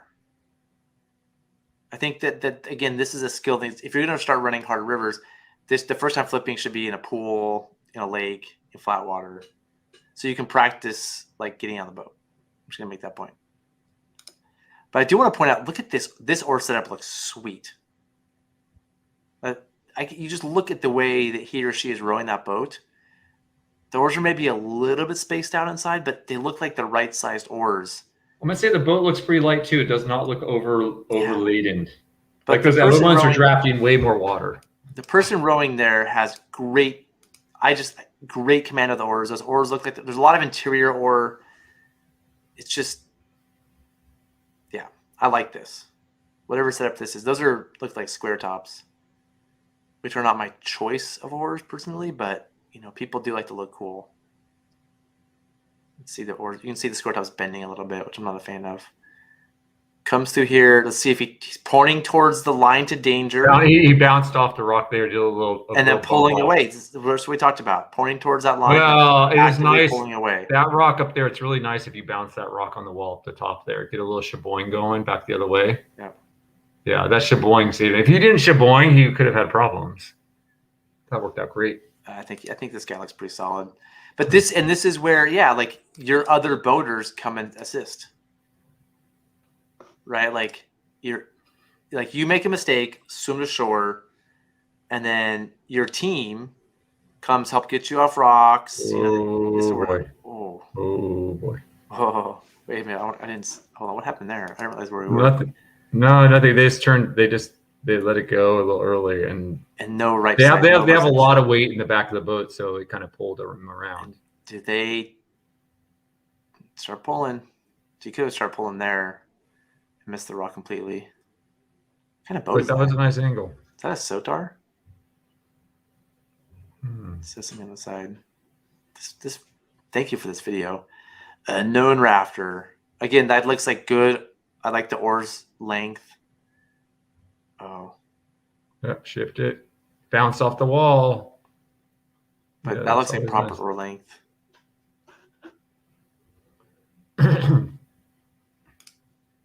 Oh man, there's all kinds of footage here. Let's go while we finish up. Yeah, he fat catted. Do you know what a fat cat is, Aaron? I think so. It's like those pointy boat thingies. What do they call it? A shredder. It's like a shredder, but Yeah. made by Rocky Mountain. And they do much stuff at the fact. I mean, they did a Grand Canyon trip in mini boats. It's awesome. Were they? Wow. And he still says they brought too much stuff. I mean, it's true. Like, are you wanting to enjoy run the river, or you want to enjoy your time in camp? It's like the whole backpacking craze. Back in the day, backpacking was all about like bring a ton of stuff, bring an 80-pound pack, and then get to camp and have a great time. Now, like the whole, what do they call it? The like super light, ultralight backpacking. Ultralight, yeah. It makes a lot of sense. Keep your pack under 30 pounds. Enjoy the trip. Enjoy the traveling. Enjoy the hiking. Yeah, you know, the people who keep their stuff under 30 pounds, though, they're too busy nerding out on like saving ounces, and they're like, I mean, Not necessarily. Bring 10 more pounds and not stress. Just like throw your stuff in a pack, go shopping at the store. Don't, you know, they're like dehydrating stuff for weeks before. Like my idea of backpacking is get a backpack, go to the store, throw some food in, and have fun. I can keep mine under 30 pounds without going all crazy. Yeah, I did it not the last time I went. It's pretty easy. Oh, who's this guy? Before I have to watch myself. It's awful. All right. Next video, Aaron. Is this showing up? Yeah. Oh, yeah, totally. So, again, I can already tell by looking at this. I started to be just a broken record on this stuff. But they're wide. So wide. It's just like a physics thing. Like your inside lever arm is so short. It's really hard to get strong, effective strokes. And you're also not using your muscles the best way you can. And I'm gonna tell you, it's because of people at these people that sell you the stuff are just I'm gonna say this. How much gear do you guys need? Is everyone bringing their own comm? Is everyone having like their own kitchen setup on every boat? Hey, Aaron, chill out. Maybe this person is carrying stuff for a bunch of kayakers, for duckiers. Let them have their stuff. But the problem is, this isn't about the stuff. Almost everyone I'm seeing overloads their boat, and they don't need to, and they can have a lot more fun with a lighter boat. I'm gonna make this statement one more time. You're being elitist. How is that elitist? Because you're like, oh, I'm better than you guys because I can bring less stuff. No, I'm saying you're going to have better runs. You're not going to have the problems as if you have a lighter raft. No, Aaron, okay. I'm gonna make a bold statement here. Fix the oars first.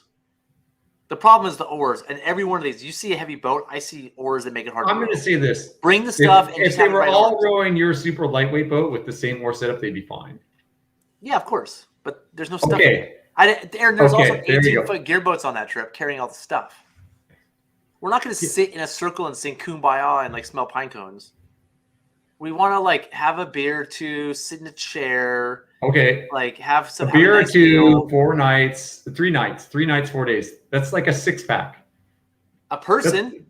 Yeah, and each raft, they each bring their own raft. Aaron, what if you want sparkling water? What if you want a La Croix? Like I want a couple beers and La Croix every day. What if Mark Rivers wants to have his rum, right? What if? Oh, you totally bring rum and beer. Pocket pads? Can we have pocket pads, or are we sleeping on the ground? I thought you weren't a fan of pocket pads. I'm not, but some people want pocket pads. What if you want? That's a classic pocket pads. They're super heavy. They get wet. They weigh even more. Just bring a thermarest. Throw it in your dry bag. What if you want like a cool board game to play? Like that's fun to do. Play a board game in camp. Yep. You're allowing that. Would you take that backpacking?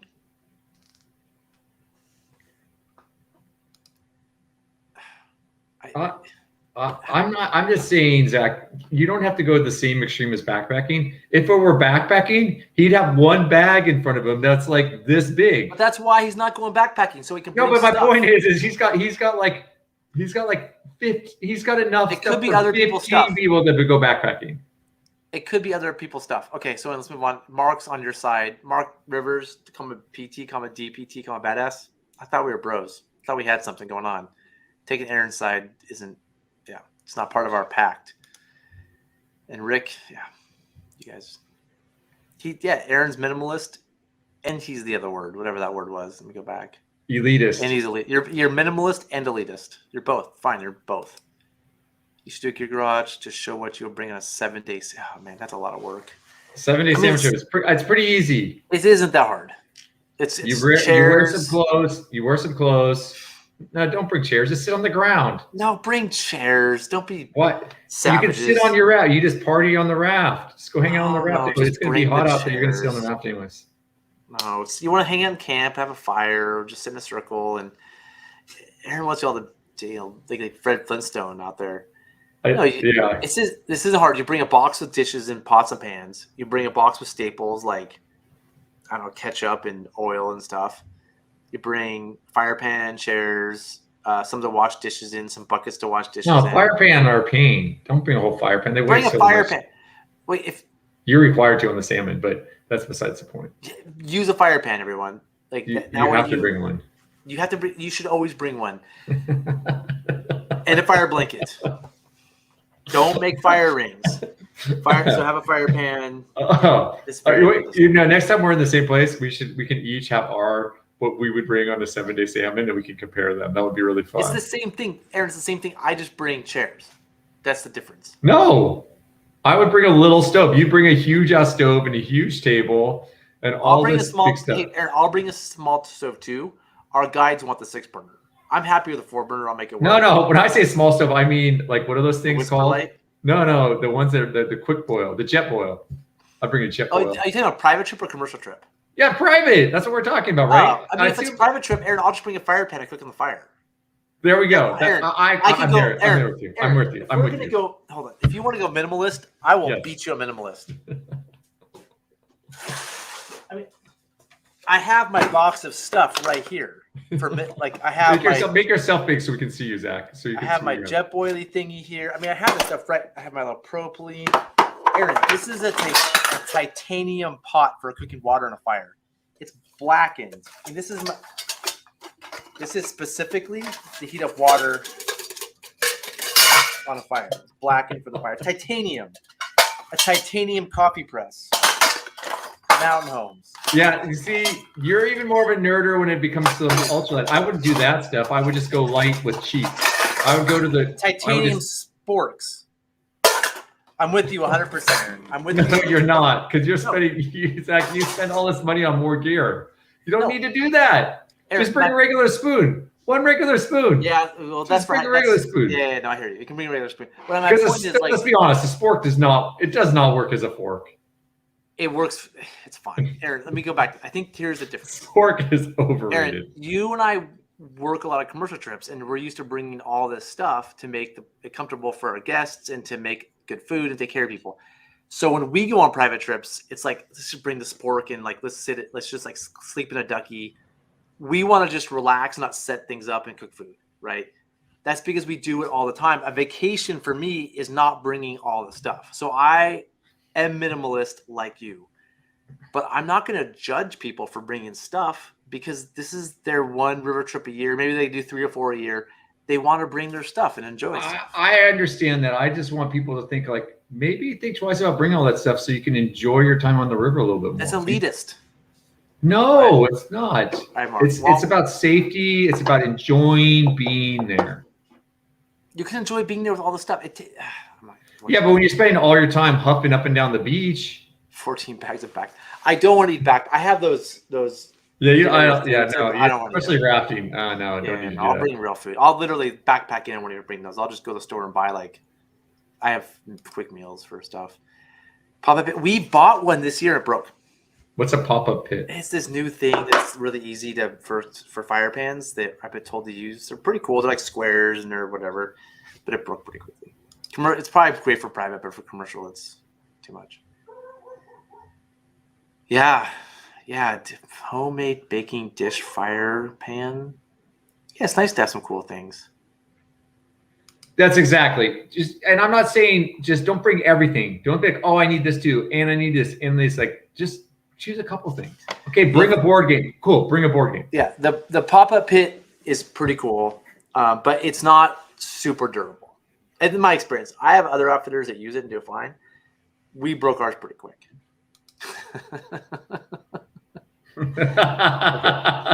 Touche. Touche.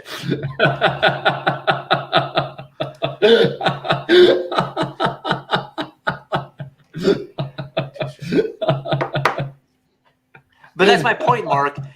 Hold on, that's my point. Is being minimalist? Being minimalist is elitist. If you go that way, you don't have to go that way. Just bring a spoon. Don't bring a fork and a knife. Don't bring a sharp knife and a butter knife. Just bring one knife. I want to make the case that. Hold on, the titanium sporks are pretty sweet because you can bring 8 of them. They nest really well. They take no space. I mean, they are $8 a piece or something like that. But they're all different colors. I think they're actually aluminum. They're not titanium. I was probably wrong. But they're light. They're cool though.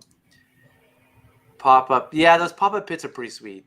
Wow, the pop-up pit getting a lot of man. I'm gonna have to look that up after this. Have you seen? Let me Google it. Yeah, we gotta check out this pop-up pit, man. This is like pit. This is why we do this. Learn about new stuff. You already knew about the pop-up pit, but I didn't. Let me see. I think it's the same one I'm thinking. Maybe we need to include a link to those titanium sporks so people can get their own back. It's funny. I gotta switch screens. Well, I'll come to the pop-up pit in a minute. Let's finish this video because we already have it up. So, here's let's get back to my point, and then. Nice move around there. Yeah. Oh. Bring your. Hold on, let me finish, Aaron. I'm going to say something. I'm talking. Bring your stuff. Try to be minimalist if you want to, but fix the oars. The oars are easy to fix. And I'm going to tell you the issue here is his rails are on the outside of his tubes. So his oar locks are outside of his tubes. And so the distance between his oar locks is large. So he has this frame where his oar locks are really far out. And it was probably like a 14-footer, I'm guessing. So somebody's saying, 14 foot equals 10 foot oars or 9.5 foot. But based on his frame being so wide, he probably needs 11 footers or maybe 12 footers, actually. Something I see a lot is like you want your oar locky things like near the edge of the boat, and then your oars will be natural. But that far out, the setup is tough. It's the wrong frame for the boat. Another way to put that. Mm-hmm. No disagreement, Aaron? You agree with me? No, totally. And you're probably right about the oars. He's probably got more oar, not enough oar. If he has like 9.5 footers when he needs 12s. Because look how he just can't. Nice job pointing his nose at it. Really? He's holding on. Yeah, good job, buddy. Nice. Well done. I think that's it.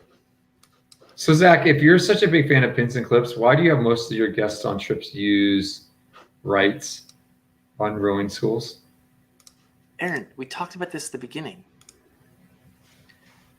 Let me start over. Wouldn't your guests be able to stay in the boat better? Wouldn't it be safer for them if you ran pins and clips? Sure. There's advantages and disadvantages. I think here's my take. I'm the same as you. I like them both for different reasons. I like pins and clips sometimes. I like oar locks sometimes. I use them both. They're both great. How about locks with rights? I like oar rights a lot. I like convertible oar rights because you can flip them up and down. So when we teach people to row, I know almost everybody, their goal is to do like the rogue, maybe the middle fork. They're not like most people learning from us are not going to go out and do the wind. Some are, and I'll be like, hey, you need to think about something a little different than open oar locks. But like most people just want to do like class 3. They want to do it. They want to do like the South Fork of the American and like the Mackenzie. They're not looking at the Tuolumne or Cherry Creek, right? And you can run the Tuolumne with open oar locks. I don't think it's ideal personally. But the reason I come off as such a pin and clip lover, and we talked about this at the beginning, is I'm just so tired of people who are elitist about oar locks. No, I understand that part, but more I was just looking at him right there having those problems. I was like, if you were wearing pins and clips, he wouldn't have that problem there of sliding over so much. He would have been able to have an easier time staying on the high side. And I was like, and then I was just actually seriously thinking, I was like, I wonder why Zach uses locks with rights instead of pins and clips on. When we started teaching rowing, I would have people try both. I'm like, try both, see what you think. And I would say like a good percentage of people would end up being like, wow, pins and clips are sweet. When they didn't know the difference. I'm like, you don't know anything about rowing. Try this, tell me what you think, you pick. But then, I have to own a ton of gear to run all these courses. None of my guides like pins and clips. Like a few of them have switched over. Like I've been like, hey, try these on the wind. And like, oh, I see why you like it. So some of them see the value, but all of our instructors are Orlock people, right? So they're not going to put people in pins and clips. They barely know how to adjust pins and clips. Like if I gave them pins and clips, they'd be like, what is this? So it's just easier. And everybody uses Orlocks. It's like the most common thing. You can't even really buy good pins and clips, honestly. Like it's hard to, if you want to buy them, they're hard to find. So just for consistency's sake, we're going with Orlocks. And I'm urging people to learn with Orlocks, and as you get better, get those bungee things. Because if you do Orlocks with that aren't spinny with the Orite, and then you add the bungee for stability, it's the same thing. The only difference with the advantage of pins and clips, one of them is you can ship better because your oars are on the inside. But we've been through this before, so I don't really care. No, that was helpful. Thanks. Yeah, it makes sense. All right, let's look at this pop-up pit. We can wrap this show up pretty soon. I got some sweep footage to show you too, Aaron. Do you see this? Whoa. Sorry, the photos aren't very big. Can you see it? Oh, wait. Does that work? Sorry. This is it right here. Do you see that? Whoa. Wow. That's pretty snazzy. Yeah, and it's really simple. It's aluminum. It's super light. It's light. It takes up a small space, and it lets air come in through the bottom. So it starts good fires. We just had this bottom part break, like on our second. I was convinced. Like I had people swear by these things, so I bought one and it broke really quickly. So we stopped using it. But we're hard on stuff. How much do they run? Like $80. Not even that expensive. Wow, that's the thing too. For as a private board, the price point's way better than trying to get a regular one. Can you cook on it? Because they have a little griddle on it. There's all kinds of accessories. There's like griddles you can buy. There's a whole accessory world to go with these. I mean, these things they're super sweet. I'm a massive fan of these things, but do you see Mason K's question? Not yet. Hold on, I'm trying to open up something. Bungee thingy. Oh yeah. Do I have him here? Hold on. Let's go back. There's go to Madcatter, MADCATR's website, and he sells these little bungee things. So when you have your oar attached on it's on this little oar lucky thing, there's a bungee that goes from here to the oar lock. And so when it slides out, there's resistance to it sliding out of the lock. So it normally when you run spinnies, you hold on to the oar and it just comes out and you fall out and you go for a swim. Right. But if there's a bungee from here to the tower, it comes out and the bungee gives it increased resistance as it pushes out. So you can stay in the boat. Did that explain it? Yeah, perfect. Thanks, sir. And Madcatter is the company. Madcatter makes them.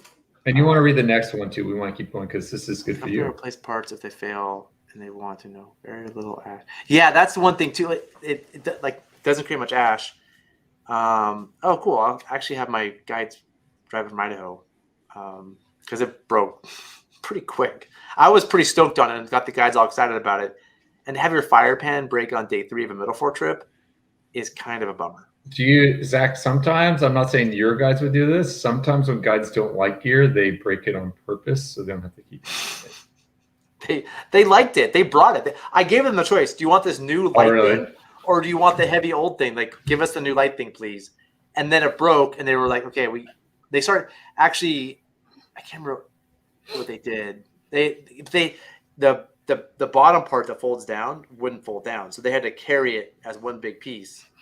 And they kept using it. And then to save weight, I think in the last trip, they brought it, I think, as its mess, but then brought the griddle from our big fire pan to put on it to save weight. Because we just did a low water 6-day.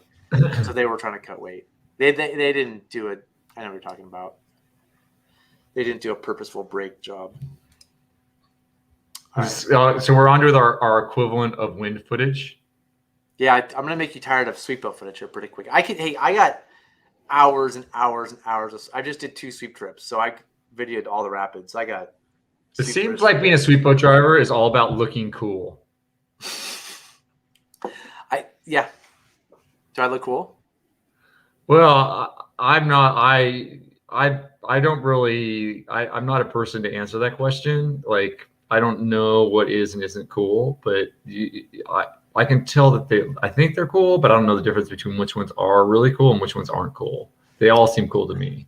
Huh. So, I mean, you got jeans on and you're rafting, and you probably got some like boots on, and you got your big belt buckle on, and no belt buckle. I had a cam strap on, but those are jeans. Jeans, jeans. We talked about it a lot on the trip. Jeans are nice on the sweep because you're just. If you have to get out and push, you can't wear jeans. I wear shorts a lot, but on days I don't have to push because you're just touching a lot of things, and it's durable, right? Like I'd have a bunch of cuts on my legs if I was wearing shorts the whole time. Touching things. Like you're jumping around the boat. Like those arms are metal, right? So sometimes I'm like using my leg to kind of push it down to hold on to something, or I'm going up to move a bag around. You're just like you tend to be lifting heavy things a lot, and so just for durability, jeans are nice, or just pants. But I have jeans, but I switch out of them during the day sometimes. If I get super stuck, I'll stop. I'll put shorts on and jump in the river and push the boat off. If the water's high enough, can you just put a motor on it? It's a wilderness area. It's the 2.2 million Frank Church River of No Return Wilderness. Yeah, but there's motors on the main. That's part of the Frank Church No Return Wilderness. Yeah, that's a good point, Aaron. If there were motorized boats on a river before it was designated wilderness, in the Wilderness Act, it allows for that jet boat and airplane traffic to stay. So, but would you like if you were running the main, would you throw a motor on this thing and just like motor it down the main? Like, wah! It would be like, brr, brr, brr, brr, brr, brr. But yeah, you couldn't get this down. I mean, you could. It would take you a long time to get this down the main without a motor because the Middle Fork has mostly current. As soon as we hit the main salmon, like you're just dead in the water. Isn't this the same size boat that OU runs on Grand Canyon trips? The 22-foot chub? Is it 22 foot? 22, yeah. Yeah, they used to give you these little spindly oars, and they do it. They would take two old pieces of car tire and they would close ham them onto the oar, and then you would take the pieces of tire and you'd put them down on the pin. So they'd run pins and tire, and that's what you use to row with on a boat that size, and you just row it down. Yeah, it would be hard to row this down the Middle Fork. Like some companies, their sweep turns into a rowboat for the main. So it's like they don't have. It's just different. They just take the sweeps off and then put like little things on the sides, and they can row it with different oars. So that's something that people do. Yeah, we're referring to those as side oar boats.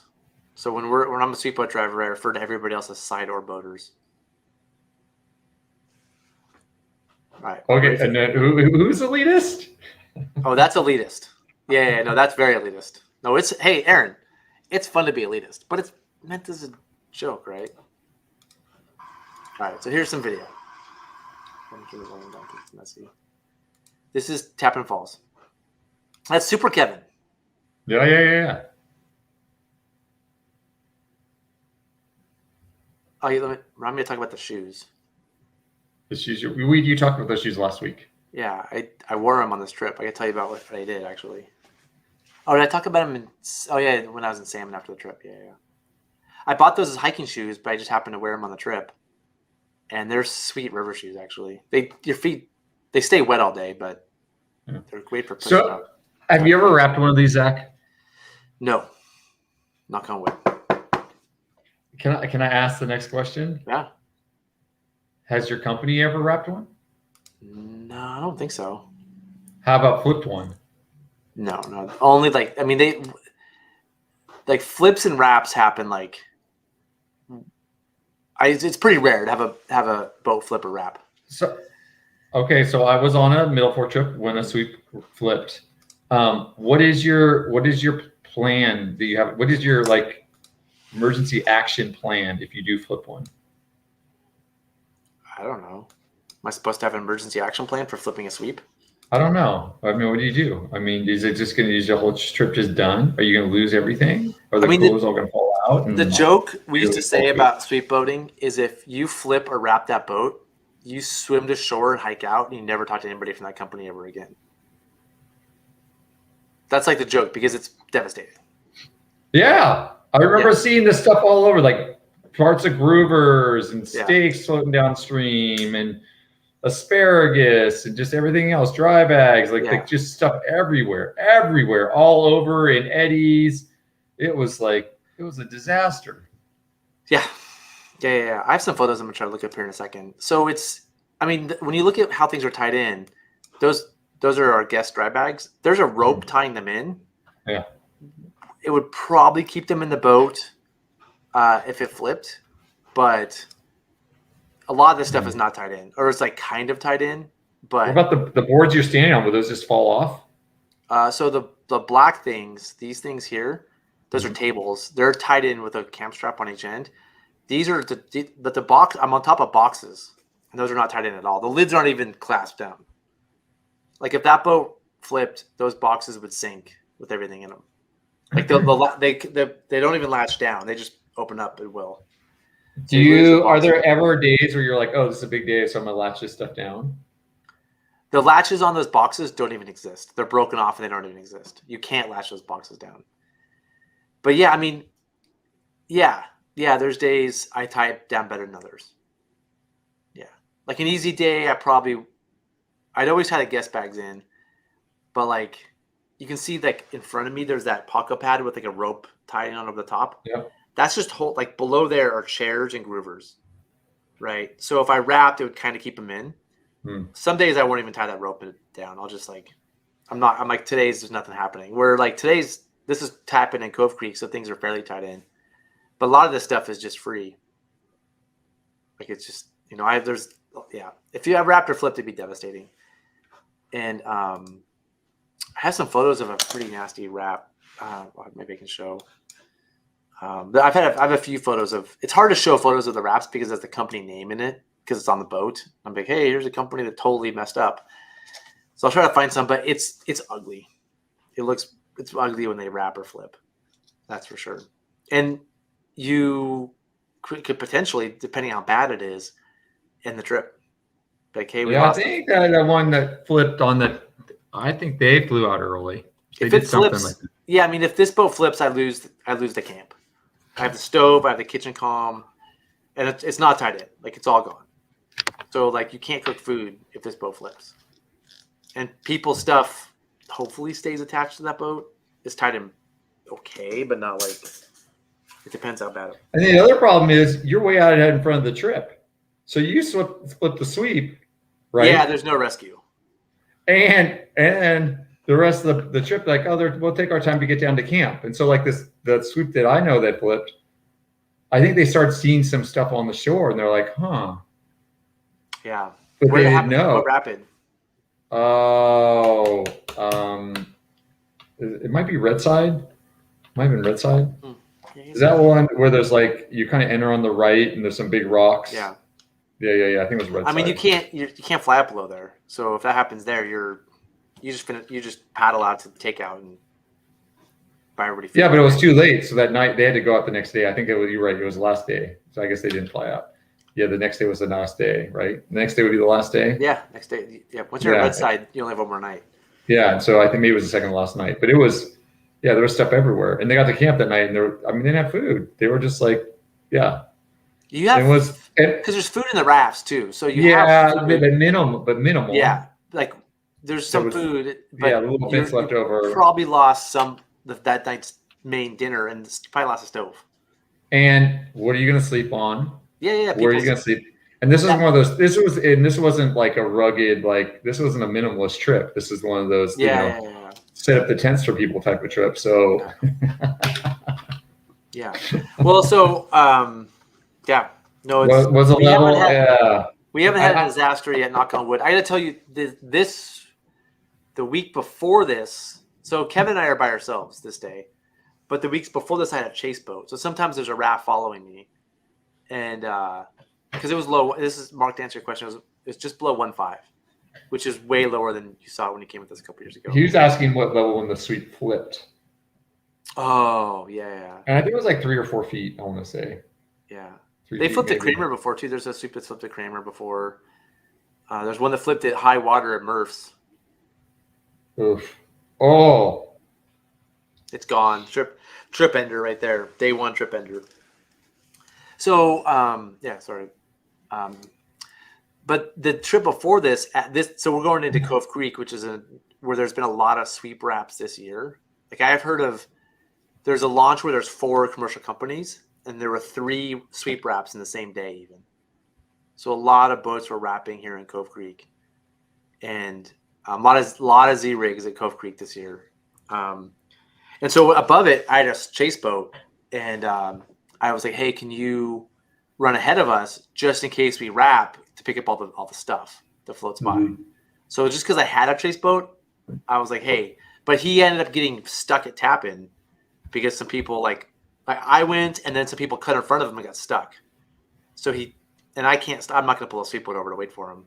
But the plan was, I did tell him, I go, "Hey, can you get ahead of me at Cove Creek just in case I have an issue to help collect all the stuff that goes away?" So you try, but this trip is just me and Kevy, and we would have been in trouble. So this is not my best line ever at Cove Creek. So that's Tappan. You have to make a really aggressive move to the left, and I go too aggressive and get caught up on that rock. There's a rock on my left bow right now. So I'm sort of stuck in the entrance right here. But luckily I have Super Kevin. So Kevin's a swamper. We typically have a swamper with us. And so I can just be like, "Hey, jump on that rock and just push the boat out a little bit." And it's really delicate because if you get it all to the right here, you're going into a wrap rock.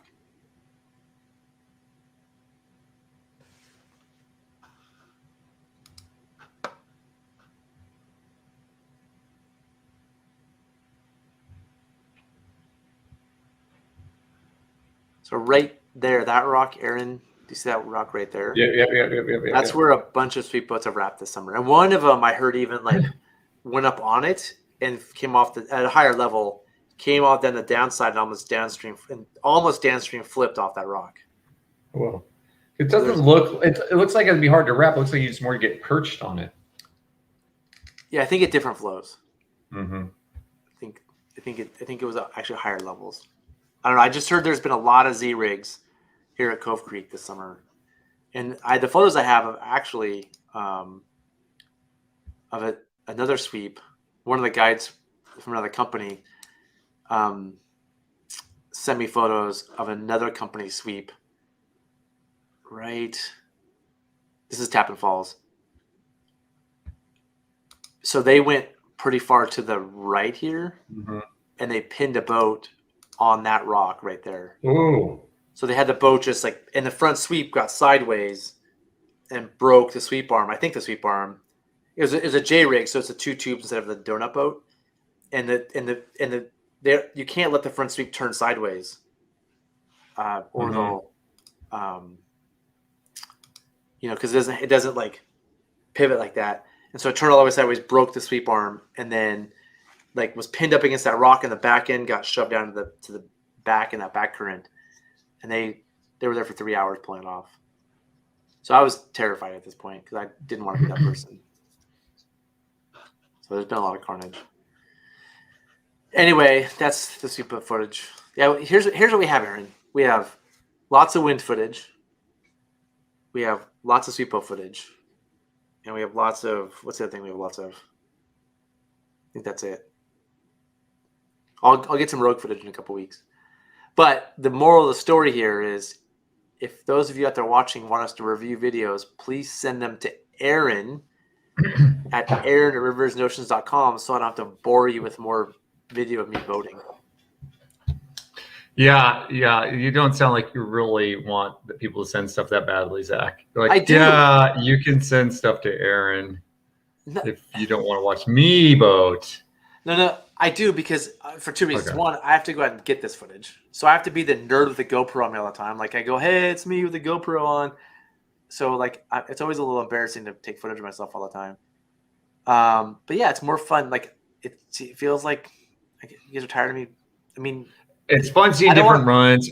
Yeah, I agree, Zach. It's fun, and particularly like runs that we don't get to see all the time, Yeah. different rivers, different places you guys are running. Love to see that. So yeah, please share if you see any other footage that you'd like us to review. We love you guys sending us links to stuff. Do you see something good or see something that'd be worth talking about? Yeah, it's always fun. And Zach, I think, are we wrapping it up here? Are we about done with this? I feel like I had one more thing I want to talk about. Do you remember what it was? Oh, tracking. Let's just talk about tracking really quick.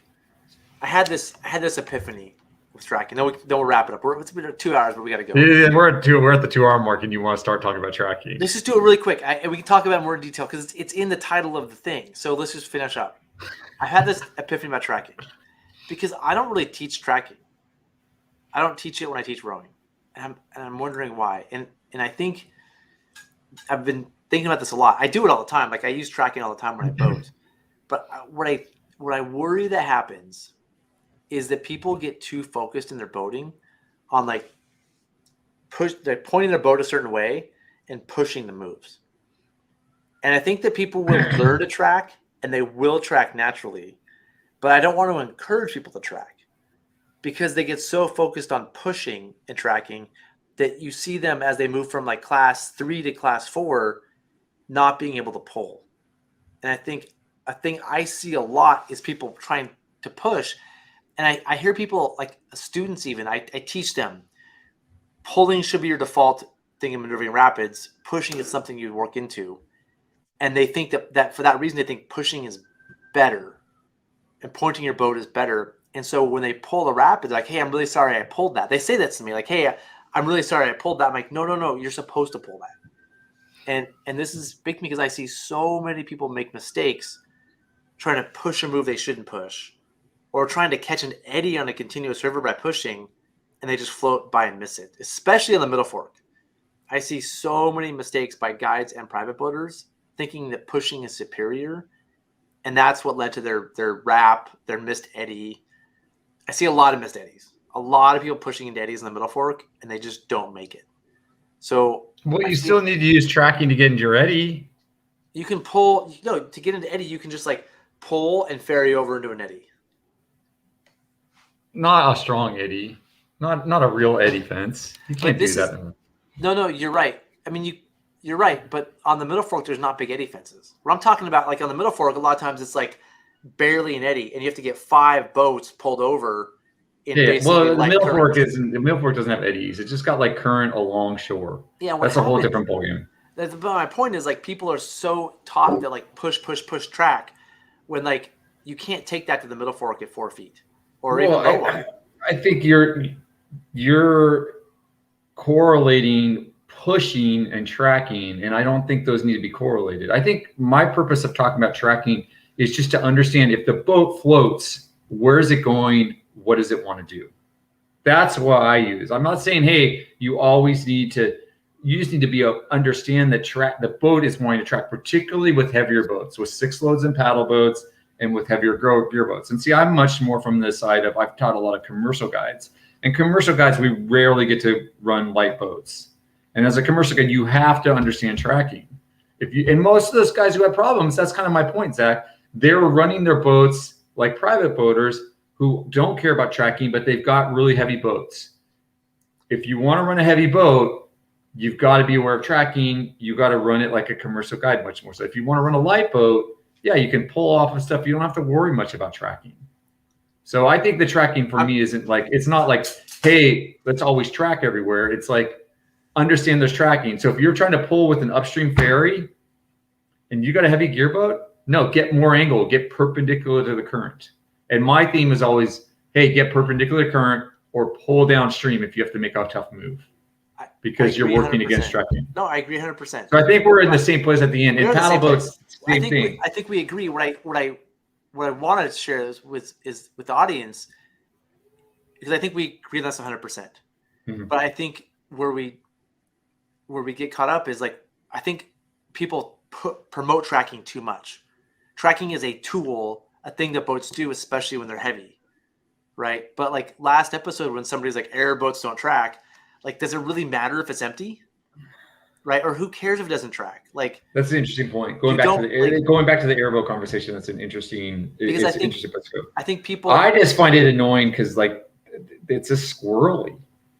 Like it doesn't. It is squirrel. It just. And my point is like cool. That's fine. That's one thing the airboats may not do that well. I don't know. I think they're fine, but whatever. It may not track as well as the other boats, but like that's just one facet of boating. And I think that a lot of boaters are just they're tracking, pushing tracking. When like, and that works great if you're just doing the Rogue and the Middle Fork and like multi-day trips and some like Class 3. But as soon as you enter the Class 4 realm, tracking is just one of many tools you're using to get down the river. And so I think that like I think there's too much of an emphasis on tracking when there should be a lot of emphasis on pull away from the line to danger.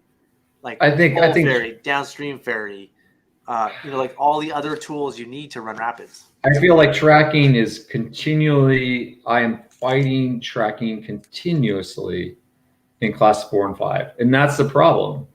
Is you want to point your nose downstream, but you want to get over, and so you're fighting tracking a lot, and that's why you want to get extra angle, because you don't. If you forward in, you don't have more time. High volume. Totally different conversation. We're talking about technical rivers. I agree. Especially if you're running a heavy boat. If you're running a cat boat, it doesn't matter. It matters a little bit. So like making a blanket statement that like this boat doesn't track well, that matters in certain circumstances. And I think what I'm finding in conversations with people is they're way too stressed about tracking. It's important to understand tracking. It's important to be able to use tracking. It's to be able to understand what tracking is doing to you. But to make it a major point of your boating, I think there's a lot. I feel like when a boat tracks well, though, it's more predictable, and I think that's my it's thing. It's predictable when it doesn't track because you know it's not going to track. It's weird, and maybe I just need to spend more time on an airboat. It's because, but it's just like, what's going on with it? It's just kind of like a turd. It doesn't go anywhere, and you're like, when you want it to move places, it doesn't want to move places. I think I'm going to go back to it. All that water in the floor of the boat, it just goes where the current goes. And so, and most of the time on harder rivers, you're trying to move where the current isn't taking you. And you're trying to work around the current. We got in this discussion on the comments the other day about it, and that's why I thought about it more. I just want to say, the guy wrote a comment that's like, it seems like airboats were run by somebody who doesn't know how to run whitewater. I'm going to say the biggest, hardest stuff ever run in a raft has been done in airboats. Like there's no better boat for running serious in R2 and R5 or R6, which you're thinking commercial. There's nobody private boat R5s anymore. R6. No, well, I'm going to say this. R2 is a different situation. Yeah, and I love the airboats for R2ing. Yeah. So for running whitewater, my point is for running whitewater, airs are pretty sick. Like they run for R2ing. Really well. That's a very narrow slip. Rowing. They row great too. Right. But like I'm gonna say this. If they're so great, Zach, if airs are so great for running whitewater, why do you only own one of them? Because I think personally, I don't think they're great commercial boats. I don't like zippers in boats. That's just an opinion. Aaron, I'm like you. I'm accustomed to like the Sotar or the Avon, historic Avon boat. Like I learned on a certain type of boat. I like that kind of boat. Right. For me, it's a change of how I do things to run an air. It doesn't mean an air is bad. It's just I would rather run the boat I've learned on. Yeah, but you look at no one. I mean, how many outfitters? I mean, a lot of outfitters run airs. A lot. Really? A lot. Like especially the younger, more hip ones. Like I think the reason this is coming up because I think air has changed the game on a lot of river day trips, especially the white salmon, the upper salmon near Stanley. Other rivers, they start introducing airs, and it's changed the game of outfitting on those rivers because they're more stable. They can run harder stuff, and they're just more fun because they're smaller. So I think a lot of day trip, and also like Tyler Soule from H2O Adventures in California, he runs all airs. I think that like day trips, a lot of companies, especially the younger ones, are crushing it with airs. I think multi-day, I don't like zippers in my gearboats. but there's a lot of outfitters running air gearboats too. A lot of like Middle Fork outfitters are running airs. Like Rogue, I don't think any Rogue outfitters are running airs, but a lot of outfitters are starting to run airs, and it's kind of what you learn on. Like if you learn on an air, you're going to keep buying that. But to say they're not predictable is insane because the hardest rivers run ever are in airboats. And I know R2ing is different, Aaron, but if it's unpredictable for an R5, it's unpredictable for an R2, and it's not unpredictable for I think an when R2. you were talking about the hardest rafts, when you're talking about the hardest rafts, you're talking about things with huge waterfalls, which is a different ballgame. Not just huge waterfalls. It's kind of kayaking. Not just huge waterfalls. Not even that. It's like the big, complicated, long rapids. Okay, let's show me. Bring some footage next week. All right. Show me the air guys actually running some rapids. They are. They're. Let's let's actually talk about it. Because they're prove me wrong. But my last point is, I think Aaron, you get too fired up about like the commercial side of things, right? And I can see putting an R5 or R6 in an air. I get you 100%. But like private boaters aren't R5ing and R6ing. Yeah, but they're loading their boats down with tons of gear. They're not even running them light. That's been my whole argument. This whole thing is that they run them like a commercial raft. They're putting tons of weight in them. They're allowed to. They're on vacation. Totally. But then the commercial rules kind of apply because it's a heavier boat. Private boat rules. But that's rowing too, Aaron. Yes. Most private boaters don't even paddle boats. First of all, hold on. Let me one point. If you're running Blossom Bar, do you want a boat that tracks? I want a light boat. Do you want a boat that tracks? If you could choose between a boat that tracks and doesn't track, what would you want? No, I'll take the boat that tracks. You don't want it to track because all those moves are avoiding tracking. Like when you're pulling into the first eddy, you're trying to fight the tracking into the picket fence.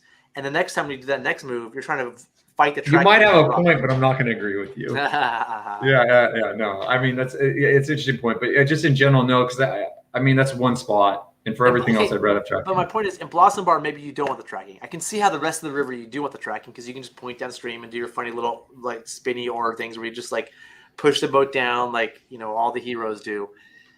For the whole river, you don't want tracking. But no, it's also because it's got all that ballast in the floor and it makes it heavier and makes it harder to make your moves. You're just going with the current. It doesn't track. It just goes with the current. That's the problem with it. It doesn't just go with the current. I should say something else. It goes with the current. It's not the tracking problem. It goes with the current. You haven't had that much experience with airs. Don't tell me you're. I've had enough. No, what's enough? I've had enough. It's 2 days in one and just bitching the whole time. I tried to take one down the North Fork of the American and it was scary. I was scared the whole time. You need to step up your game. And that was like a 5 load in it. When I've R2'd them, I've loved them. How big was the boat? Was it like a 12-foot boat? That's 14. All right. Yeah, it was scary. And it was scary. Sounds like you're out of practice. Sounds like you're getting old. No, because I've gone out since then with way less time. Like this year I went on the North Fork and I had a great time using an NRS boat. If I was to put in for the North Fork I'd rather have a 14-foot regular boat than an airboat. I'm the same. But I respect other people that like airboats and see there's value to them too. Wow, you're making it sound like I don't respect them. I've never said I don't respect them. I just said I don't like airboats. That's my point. That's just no. You know what? Here's the deal. I don't like ice cream. That doesn't mean everyone else is done for liking ice cream. It just means I don't like ice cream. That's what I'm saying. All right, I'm done. Let's close the show up. I'm tired of you. Had enough. Hey, if there's anyone still listening, how many people are still on there at this 27. point? I'm sorry, the 27. Whoa. Yeah. Wow, that's a lot. So, hey, guys, thank you guys again for tuning in to our rafting show. Oh, can I add one thing? Yes. Can I add one thing? Sorry to interrupt.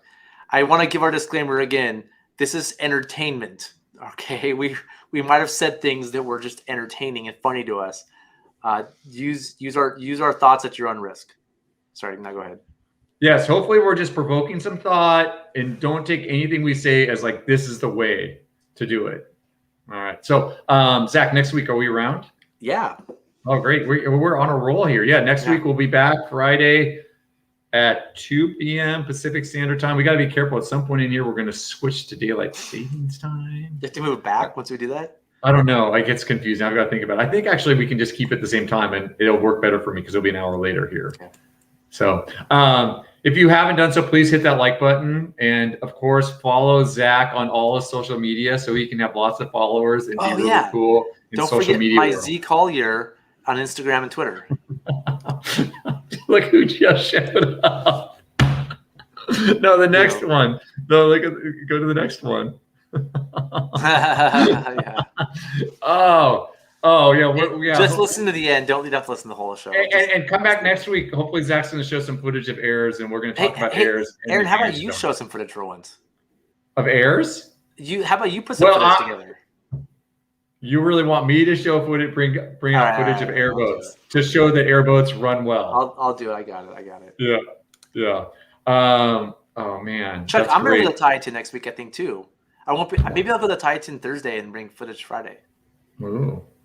Well, let's get back to wrapping up the show. Thank you guys for tuning in. Yeah, next week we'll talk some more about air rafts because that's like our current favorite. It's like the creature crafters of the old. Oh, hold on. Talk about creature crafters. Our current favorite is how important tracking is. Okay. And the other one we got to talk about is for setting up tarps. Whether it's a taut line hitch or a trucker's hitch, and you are insane. But we'll talk about that later. That's on my list. Why not just use a cam strap, Zach? Yeah, no, I'm fine with that. I'm fine with that. I just don't see any logic in why you'd use a trucker's hitch over a taut line. Because it's just like a trucker's hitch is just like a cam strap. It's a 2-to-1. It's a 3-to-1. It's not a 3-to-1. It's like a 1.4 to 1. 2-to-1. No, it's theoretically a 3-to-1, but I will guarantee you it's more like a 1.4 to 1. Yeah. Yeah, I just to let you know, I'm not totally against airs. I like them a lot for R2ing. I don't enjoy them as much when I've got a lot of people in them. Drum T key guy. So yeah. Barrett, we have beat this one to death. Maybe someday we'll talk about it again. We talked about it previous. We can come back to that one definitely. I think high water springtime would be a good time to come back on. But anyways, one more thing. I think I'm gonna try to set up in my garage too in the future, like the camera, and I can set up a raft and we can do it maybe. So I have to clean out a bunch of my stuff out of here, but it'd be cool to have a raft and we can tie one and talk about it, and you can. Well, we could tie like the 3 main types, not just one. There's 3. I feel like there's 3 main types, and we could talk about 3 of them. Cool. Can't wait. Yeah, totally. All right. So anyways, hit that like button. Please subscribe. And of course, ring that bell so you get notified anytime Zach does anything with YouTube. And don't forget to follow Zach everywhere. YouTube, Twitter. What's the other one? You like Instagram. Facebook, Instagram. Instagram's hot. If you guys have some footage, like particularly some sweet air footage that you want to send me so that you can show me how amazing air rafts are for next week's show. Yes, I'm talking to you, owner of Air. You can send it to me, Aaron at riversandoceans.com. So we can see that they actually do work well. Particularly, it'd be really cool to get some footage of more than 2 people in an air raft doing some cool stuff. So, and just seeing how it runs. Yeah. Zach, it's been a really fun show. And you guys, thanks for all your comments and thanks for participating. Really appreciate it. All right, I'm going to shut this one down.